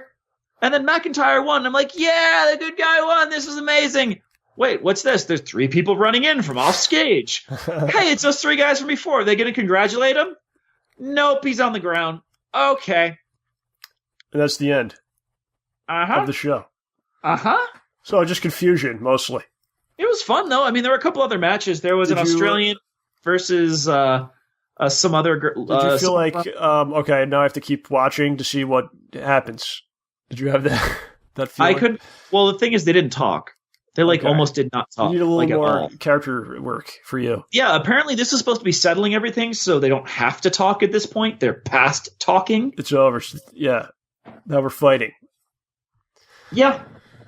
So you had a good time as someone who doesn't usually watch. Yeah, it was a ton of fun. Would you go back again? Yeah, I'd probably even pay the $30 to do it. Wow. All right. It was fun. Wrestling's great, man. I've been a fan for a long time. Do you think there's anything like it? Like it's probably the most unique entertainment there is. I mean, you think about it, like we've talked about this before, but like the wrestler almost is that person all the time in a lot of people's eyes. Like if one of those guys is like walking down the street, like there's people that like will boo the guy, or like comes out of the building or something, and but it doesn't happen like at a play or something. Like a guy's playing like Gaston or something. Is that a play, Beauty and the Beast? Like hey, woman, get out of that library. You're not allowed to read. Or whoever the villain is in Cats. I don't know anything about it. Probably a dog. Like no one's like, "Oh, you suck," or they walk out of the play or something. It's just I don't know. It's weird. It's such a unique thing. Yeah, I mean, it's combining elements of like soap opera, drama, sports. And these guys have to be like athletes, but you also have to have character and be able to talk like, really incredibly well. You need charisma. Like anyone could be super strong. But like not everybody could pull off the charisma and the speech and the fighting and the rage, the acting. It's a wonderful thing, and it's like amazing. It's a true art form, really. And it's like how many matches there have been throughout the decades, and you can still watch matches where there's new things that are done, new ways of doing things and having matches, and it's like it's constantly evolving. It's an incredible thing, it really is. Yeah, I'm still going back to how I think the championship match ended. It was great because I think this was with Bobby Roode. He's like, I'm going to use my finishing move, and he did it, and he took him down, and we're like, oh no! He's like, I'm going to stand him up and do my finishing move again, and then I think he pulled it off, and then he tried to do it a third time, and it didn't work, and then he got raffle stomped. That was it. Yeah, it reminded me of when we were times. playing No Mercy back in the day, man. Like, I tried to do my finisher and I'd F it up. Yeah. That game was nuts. Remember, like, the frame rate would go to hell?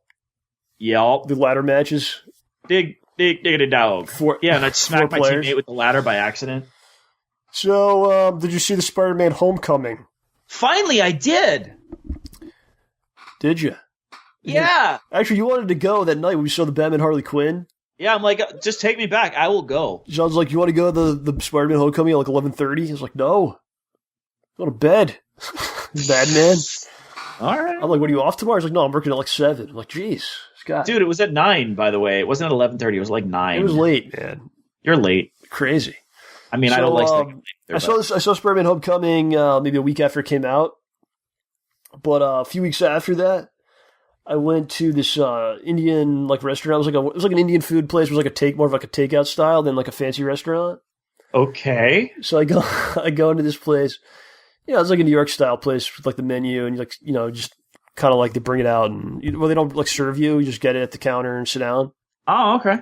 So you go in there, and they have like this they have this TV playing, and it's like an old style TV from probably the 90s, Yeah.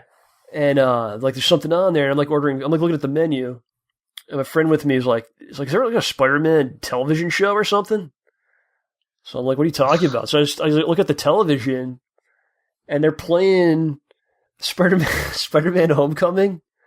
Like it looked like it was a handheld camera version, like someone filmed it in the theater, and it was like grainy, and it was like on like a. It was almost like it was playing like a DVD player probably, but it was like 4:3 aspect ratio, but it was like it was the freaking movie, and it was like it just came, like they just put it on. So they don't give a hoot. So I ordered like a bunch of freaking food. I'm sitting there. I watched like the whole movie again in this restaurant. Nice-ish. And it was funny because there was like a buffet, right? So I just ordered like some food. I didn't want to get the buffet, but I forgot the buffet. And the guy at the counter was like, okay, I don't mean to insult you, but you cannot share the buffet with your friend like me. He's like, you can get the buffet, but you cannot share it. He's like, I will kick you out if you share the buffet. Oh no! So we're like, yeah, it's okay. Don't worry about it. But meanwhile, they're playing like this movie that's bootlegged. It's completely illegal. That's fun. But if you share any aspect of the buffet, you're like kicked out. It was pretty crazy. So anyway, that was pretty fun. That's the randomness of life, Yeah. Plus side, the movie was good. Oh yeah, the movie's a lot of fun. Do you have any like big thoughts on it or points of? I was watching the movie and they're like, and they like you can tell they tried to make it their own thing a little bit to just make it different than the other ones. Like, Flash Thompson wasn't a jock for one. Mm-hmm. I was expecting there to be this bully who was physically imposing. But it wouldn't really matter because that doesn't really help you once Spider-Man has his powers because it doesn't matter how physically imposing it is. That's the thing. That's the whole thing because he already has powers when like you're going in. Yeah, so you don't really. So that wouldn't have meant anything to him. They made him more of like intellectual bully. He was just kind of, but he was bad at it. He would like, but Peter didn't know what to say. He would like say some shit, and then you would just stare at him. Yeah, so that was interesting. But the real kicker, spoiler alert, you guys.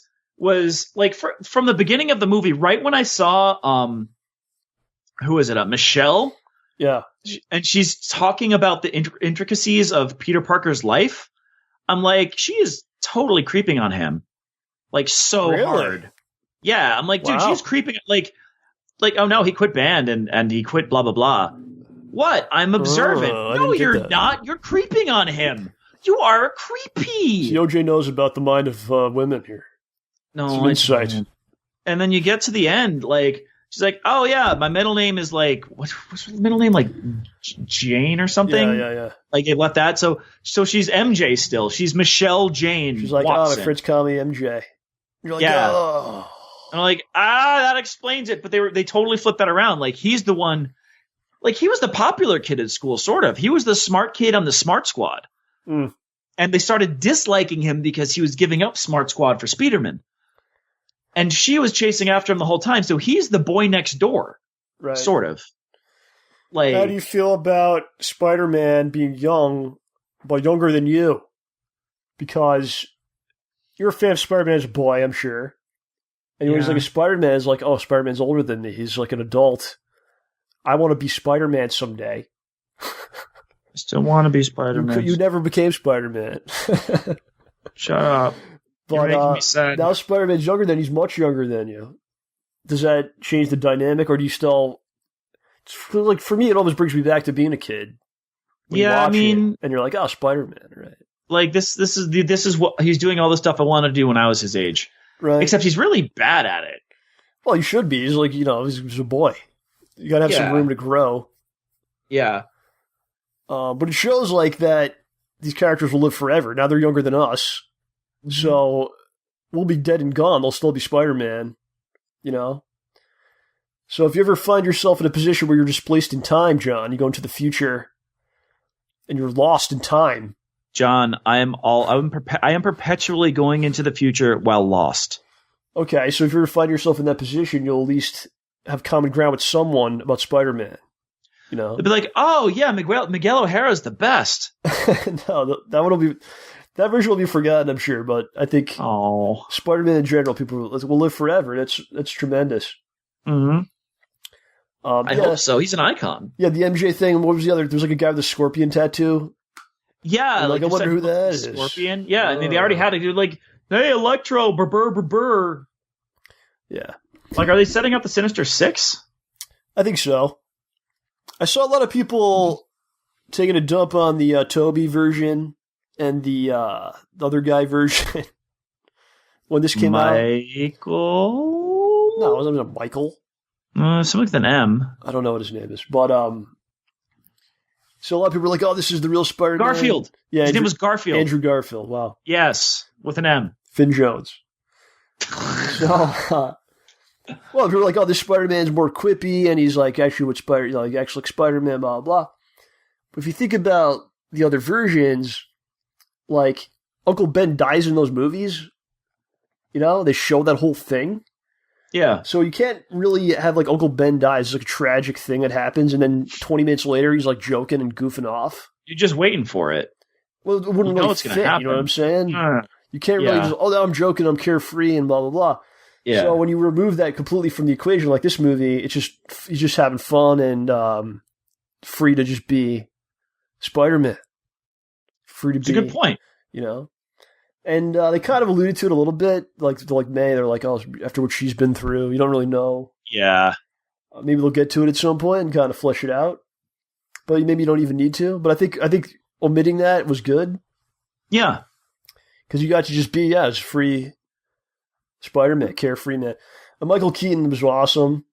Oh gosh, he was a great Vulture. He wasn't like old and decrepit. Yeah, it was actually the best Vulture that's ever been Vulture. Mm-hmm. Yeah, and he's not even it's funny, they were doing the kind of the whole, he's not he's a bad guy, but like, he's relatable. Yeah. You can understand why he is in that situation. That scene in the car, oh my god, so good. I usually hate coincidences like that. The one girl he likes in the school in New York, of probably 10,000 kids in the school, like her dad is the Vulture that he's been fighting with, and I usually don't like that guy. It's like, it's kind of silly, but like just the acting in the car when they were driving, and then the conversation was so well written and stuff. That was sick. Awesome. Oh, yeah, so good.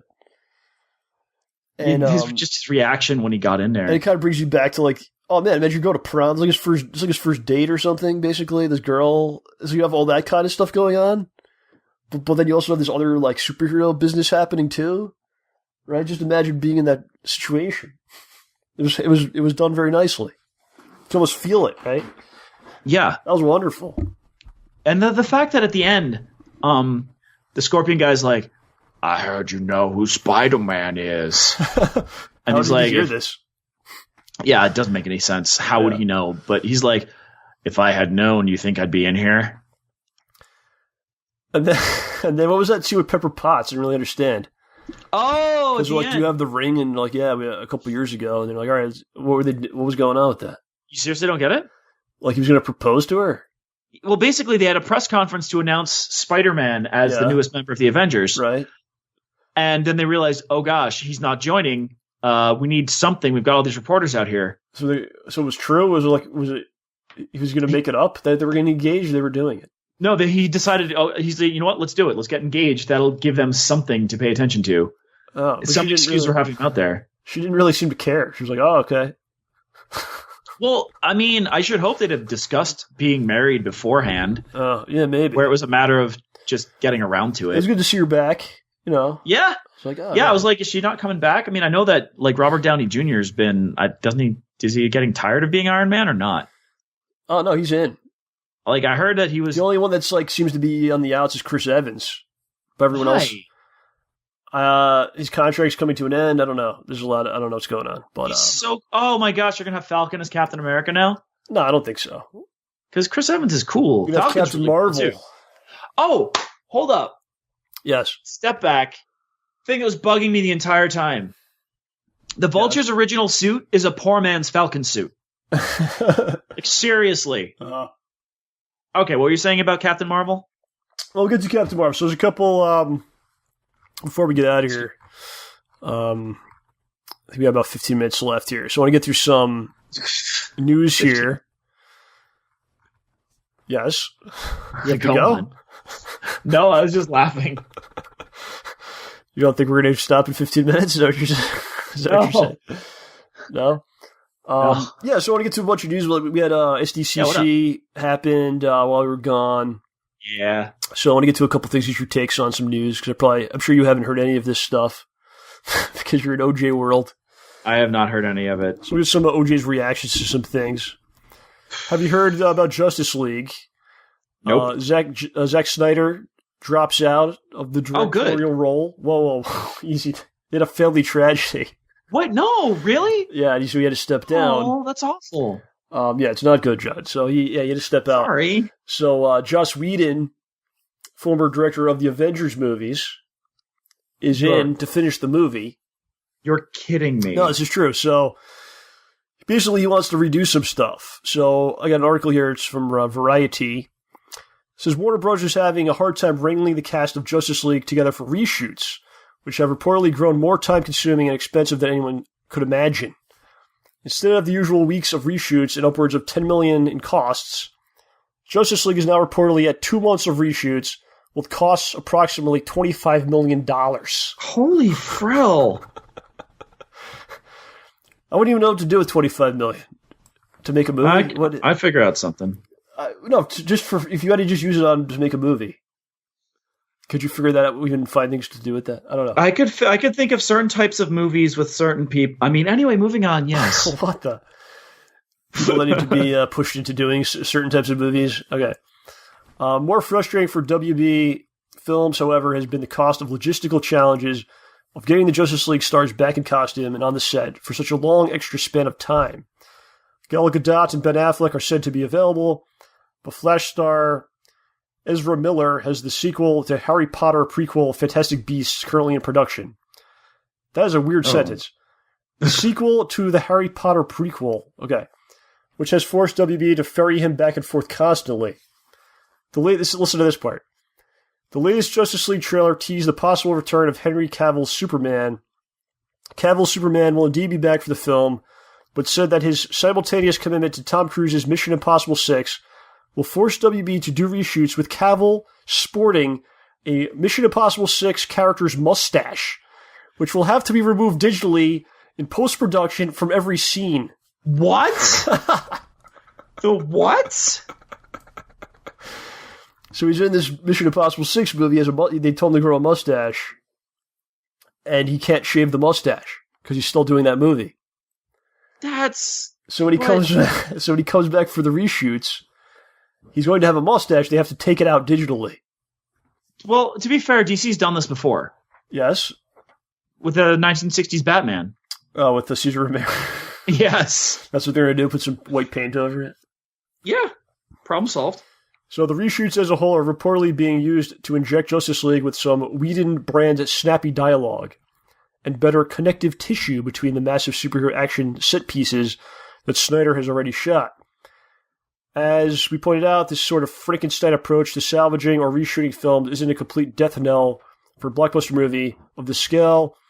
For example, Brad Pitt's World War Z and Disney Rogue One both overcame such challenges in order to win big at the box office. End of article. Holy frell, dude. So I just made me laugh, the mustache thing, you know. That's probably like $10 million right there, seriously. Just for the mustache. Probably, yeah. How many scenes are they reshooting? Oi. 2 months of reshoots? Probably a lot. Yeah, and the guy's got a mustache the whole time? That's $10 million. Dude, that is the most expensive hair in history. Yes.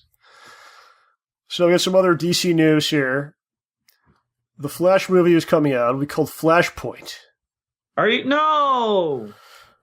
Yes. You can't lead with that. What do you mean? It's just, I have a bunch of notes here. No, not you. I'm saying you can't lead a Flash franchise with Flashpoint. Well, I think it could work because if you're going to have this extended universe, you could then play with the universe, you know? Even though there hasn't really been many movies yet. Okay, sure. But you would have, like, Affleck in there and Wonder Woman and blah, blah, blah. And then they're kind of, like, doing different things because it's a different timeline, you know? So it could kind of work if it's done that way. I don't know. Yeah, you're right. But you already have a Flash TV show, so I would make the Flash movie, like, just crazy. Totally different concept. Just go nuts with it? Yeah. Wonder Woman 2 is official. It's happening. I'm not surprised. It was a great movie. So here's something that's going on with DC. So I talked about this a few shows ago. And they stole my idea, John. What? Yeah, so I had this whole thing. I don't know if you remember. I was talking about how DC, I don't think they should do an extended universe. Like, just do movies that are good, that stand on their own. Yeah. Because Marvel's already kind of done this. They're like way ahead of the game, you know? Like, for instance, the Justice League trailer, I'm like, oh, it looks pretty good. But then I see the leaked Infinity War trailer, which just looks incredible because it's 10 years into this thing. And it's like all coming together and like, this is really amazing. It's hard to kind of play this kind of catch-up thing, you know? Yeah, like you're already so far behind the 8 ball, you should just go bowling instead of play pool. Or just do something completely different. Because Marvel's doing that, so I would do these like standalone movies, which are base them on like different comic runs, make them awesome. You could have different people playing the characters each time or whatever. So you get different people in there, and you get excited about, oh, this guy's playing this guy, and blah blah blah. So that was kind of my advice, you know. Mm-hmm. My advice, because I'm very important and stuff. Hey, you are to me. So it looks like they're going to be doing this along with also having the extended universe. They're going to be doing some like one-shot movies. So they're doing a joke. This sounds kind of weird though. They're doing a Joker movie, which will not be part of the extended universe. A standalone Joker movie. But what? I don't know. What? And now there's rumors that the new Batman movie may not be connected to the overall universe. It will just be like a Batman movie, which I think will be better if you did that. I mean, it could be.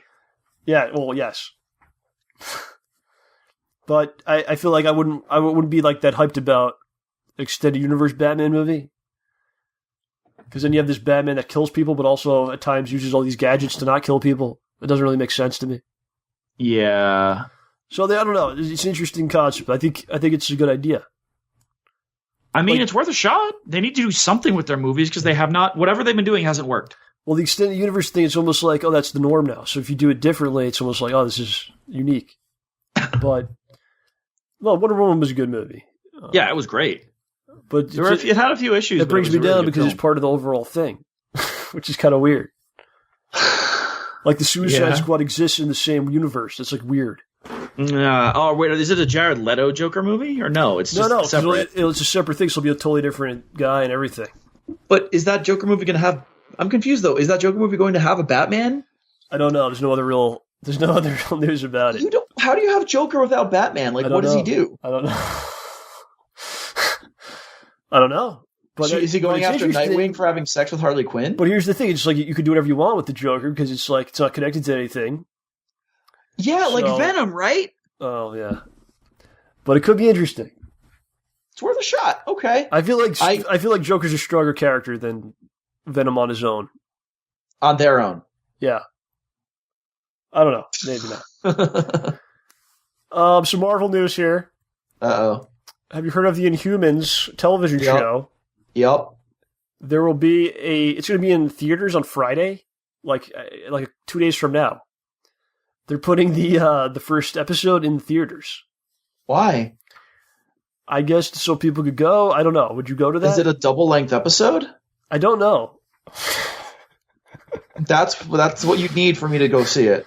It would have to be like more than an hour long. I'm not going to drive all the way to a movie theater to see like a 45-minute long... I don't know if anyone's going to go. I'm curious to see how it does. I don't know how long it's going to be in the theater. I hope it's got good commercials. Maybe. It has the guy that played Ramsay Bolton as Maximus. Oh, he's a cool guy, though. The character of Ramsay Bolton's a cool guy. No, the actor. He and the guy who plays Reek are cool chums. Seems like a cool guy. The Infinity War, the trailer leaked out.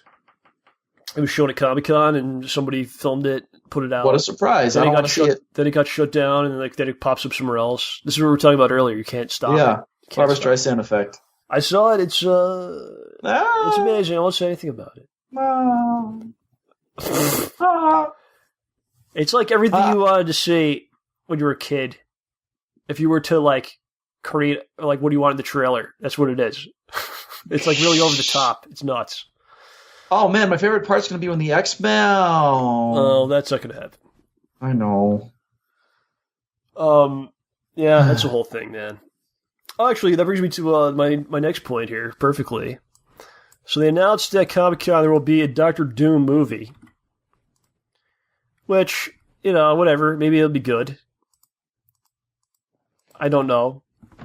But it's sad that the Fantastic Four is lost. And they're not just lost like they can't use them in the MCU. They're just kind of lost in pop culture.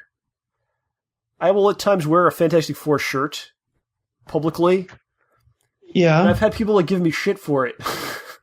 Well, how do you think I feel about Green Lantern? I feel like Green Lantern's on a higher love level than Fantastic Four at this point. Bazinga, John. Bazinga. Yeah. Actually, there was a guy recently that I was at some store. The guy was wearing a ring. He was wearing a freaking ring.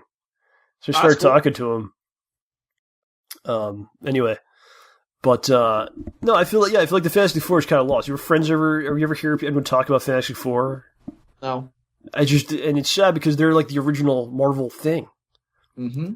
It was Jack and Stan and the Fantastic Four, and that blew up in the early 60s, and that's what led to, this became popular. Let's make some other characters now. Stan did well with that one. All right, I got Spider-Man, I got Hulk and blah, blah, blah. But it all came from there. The success of that led to everything else and led us to this point. Can you imagine pitching the Hulk it's like The Thing, but with less orange. Yeah. So it's a shame that people base it on those movies that were bad. So yeah, they suck. Fantastic Four sucks. And that's how it kind of becomes. And Daredevil was like that for a while, and I think they kind of salvaged that. Yeah, they totally salvaged to a degree. That. But I just hope there's justice for the Fantastic Four someday. And I don't think they suck. I think it can work very well. It's a unique story. The Incredibles is kind of a ripoff of the Fantastic Four. That's a great movie. Mm-hmm. It is. So it can be done. We need to get them back. We need to get them back in the fold. Just a little bit. We need someone competent to make a movie. Well, not competent. That's condescending.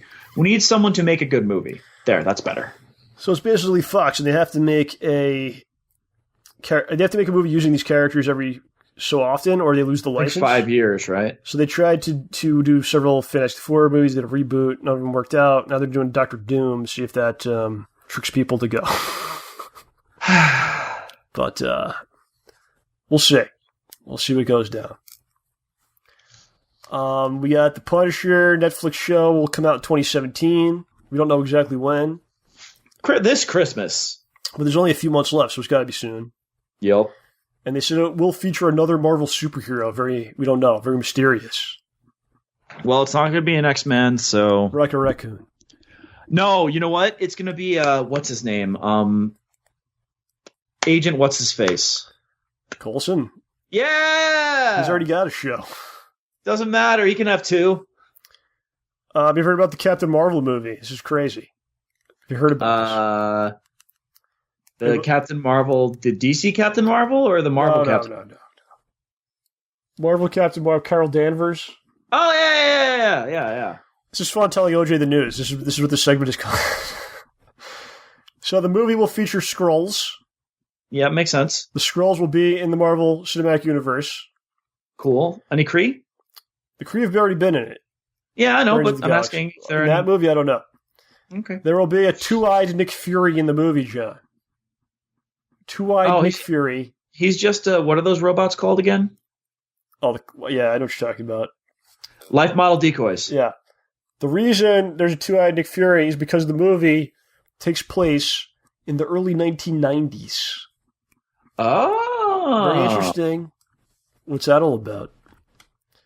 We'll pump up the Jambi in the movie. No.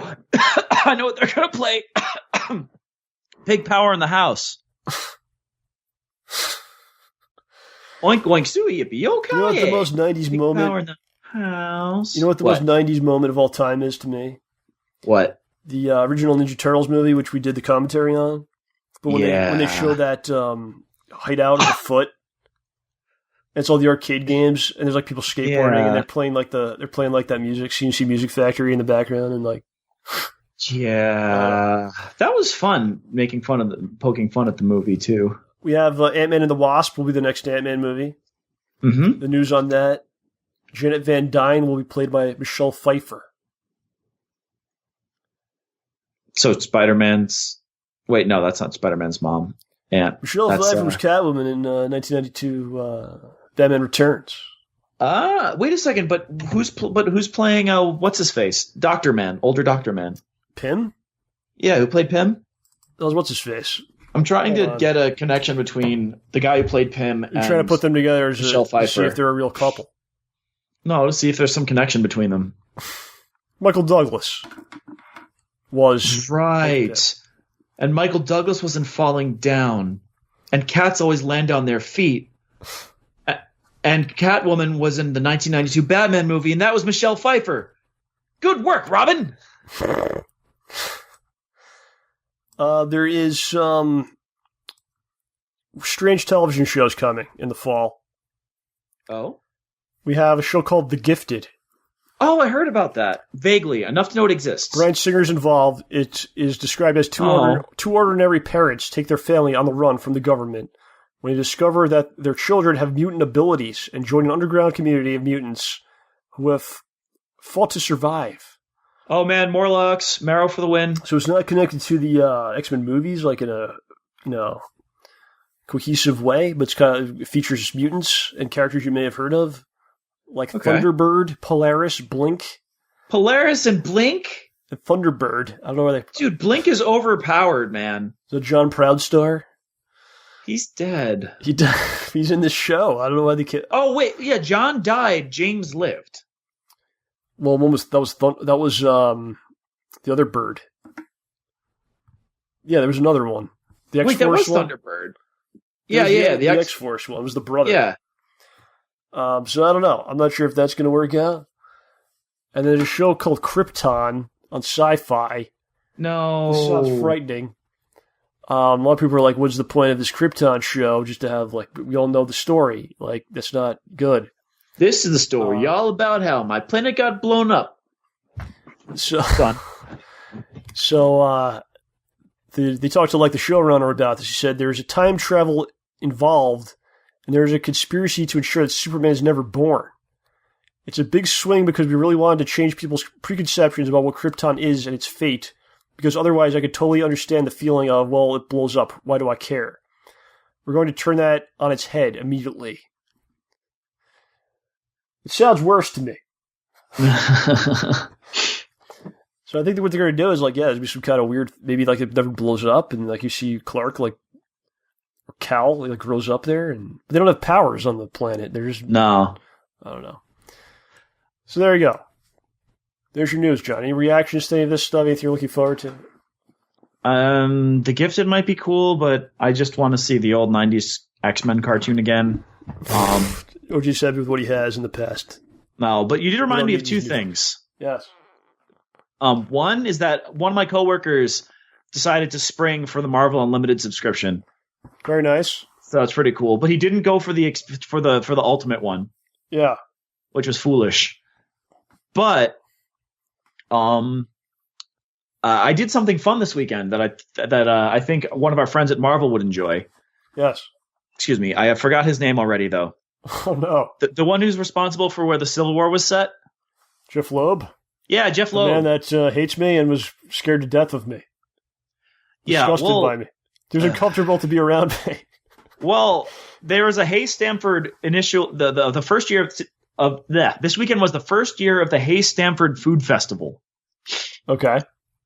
And it was a bunch of food trucks and a couple of restaurants who set up tables. There was a beer garden, and they had bands. There were 3 bands. I don't remember any of their names except for the last one. The first band played ska in Spanish, which was pretty cool. The second band played ska, but once you thought they were a ska band, they played something else until you forgot they were a ska band, and then they played ska again. But the third band was called the Fresh Kids of Bel Air. And they played nothing but pop hits from the 90s. Ace of Base? Uh-huh. Like, really? They played Chumbawamba, oh, no. Hit Me Baby One More Time. Then they're like, we're going to play the greatest song in history. I'm like, what is this going to be? And then they played All Star by Smash Mouth. Oh. It was amazing. And they kept doing costume changes in the middle of it.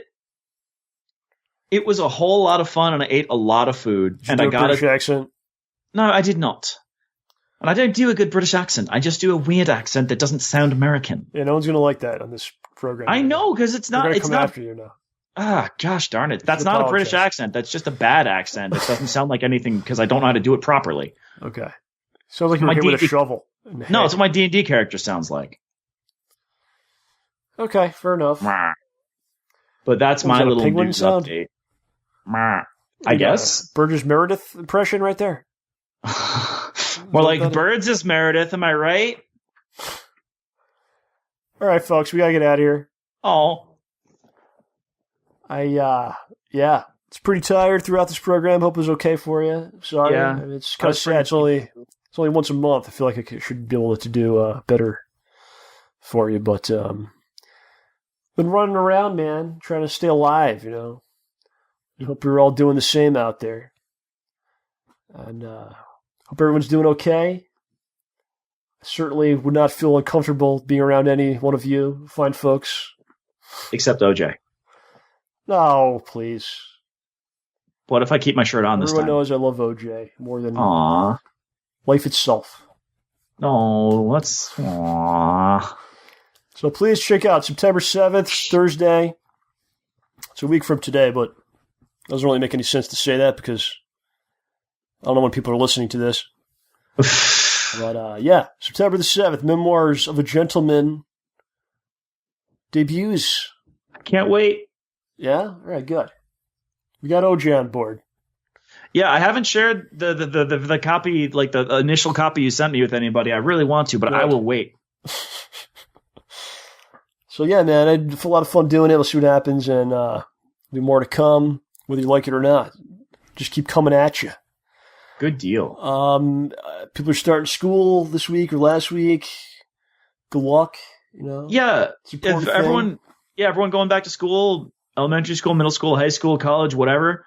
I will say I don't remember going to going to high school like in August, so I'm so sorry for all you guys, but hang in there, okay? Do what you gotta do. You may not like it. It's important. Yup. Do your best. You know, just try your best. Mm-hmm. Okay? Take it easy. OJ, say goodbye to the wonderful people out there. Goodbye, everyone. Have yourselves a wonderful night, a wonderful time, and a wonderful day, too. Kind of lost it there. This has been a production of StayBallsy.com, the best in free and optional entertainment. Have a pleasant evening, and remember, stay ballsy. Don't take any shit from anyone.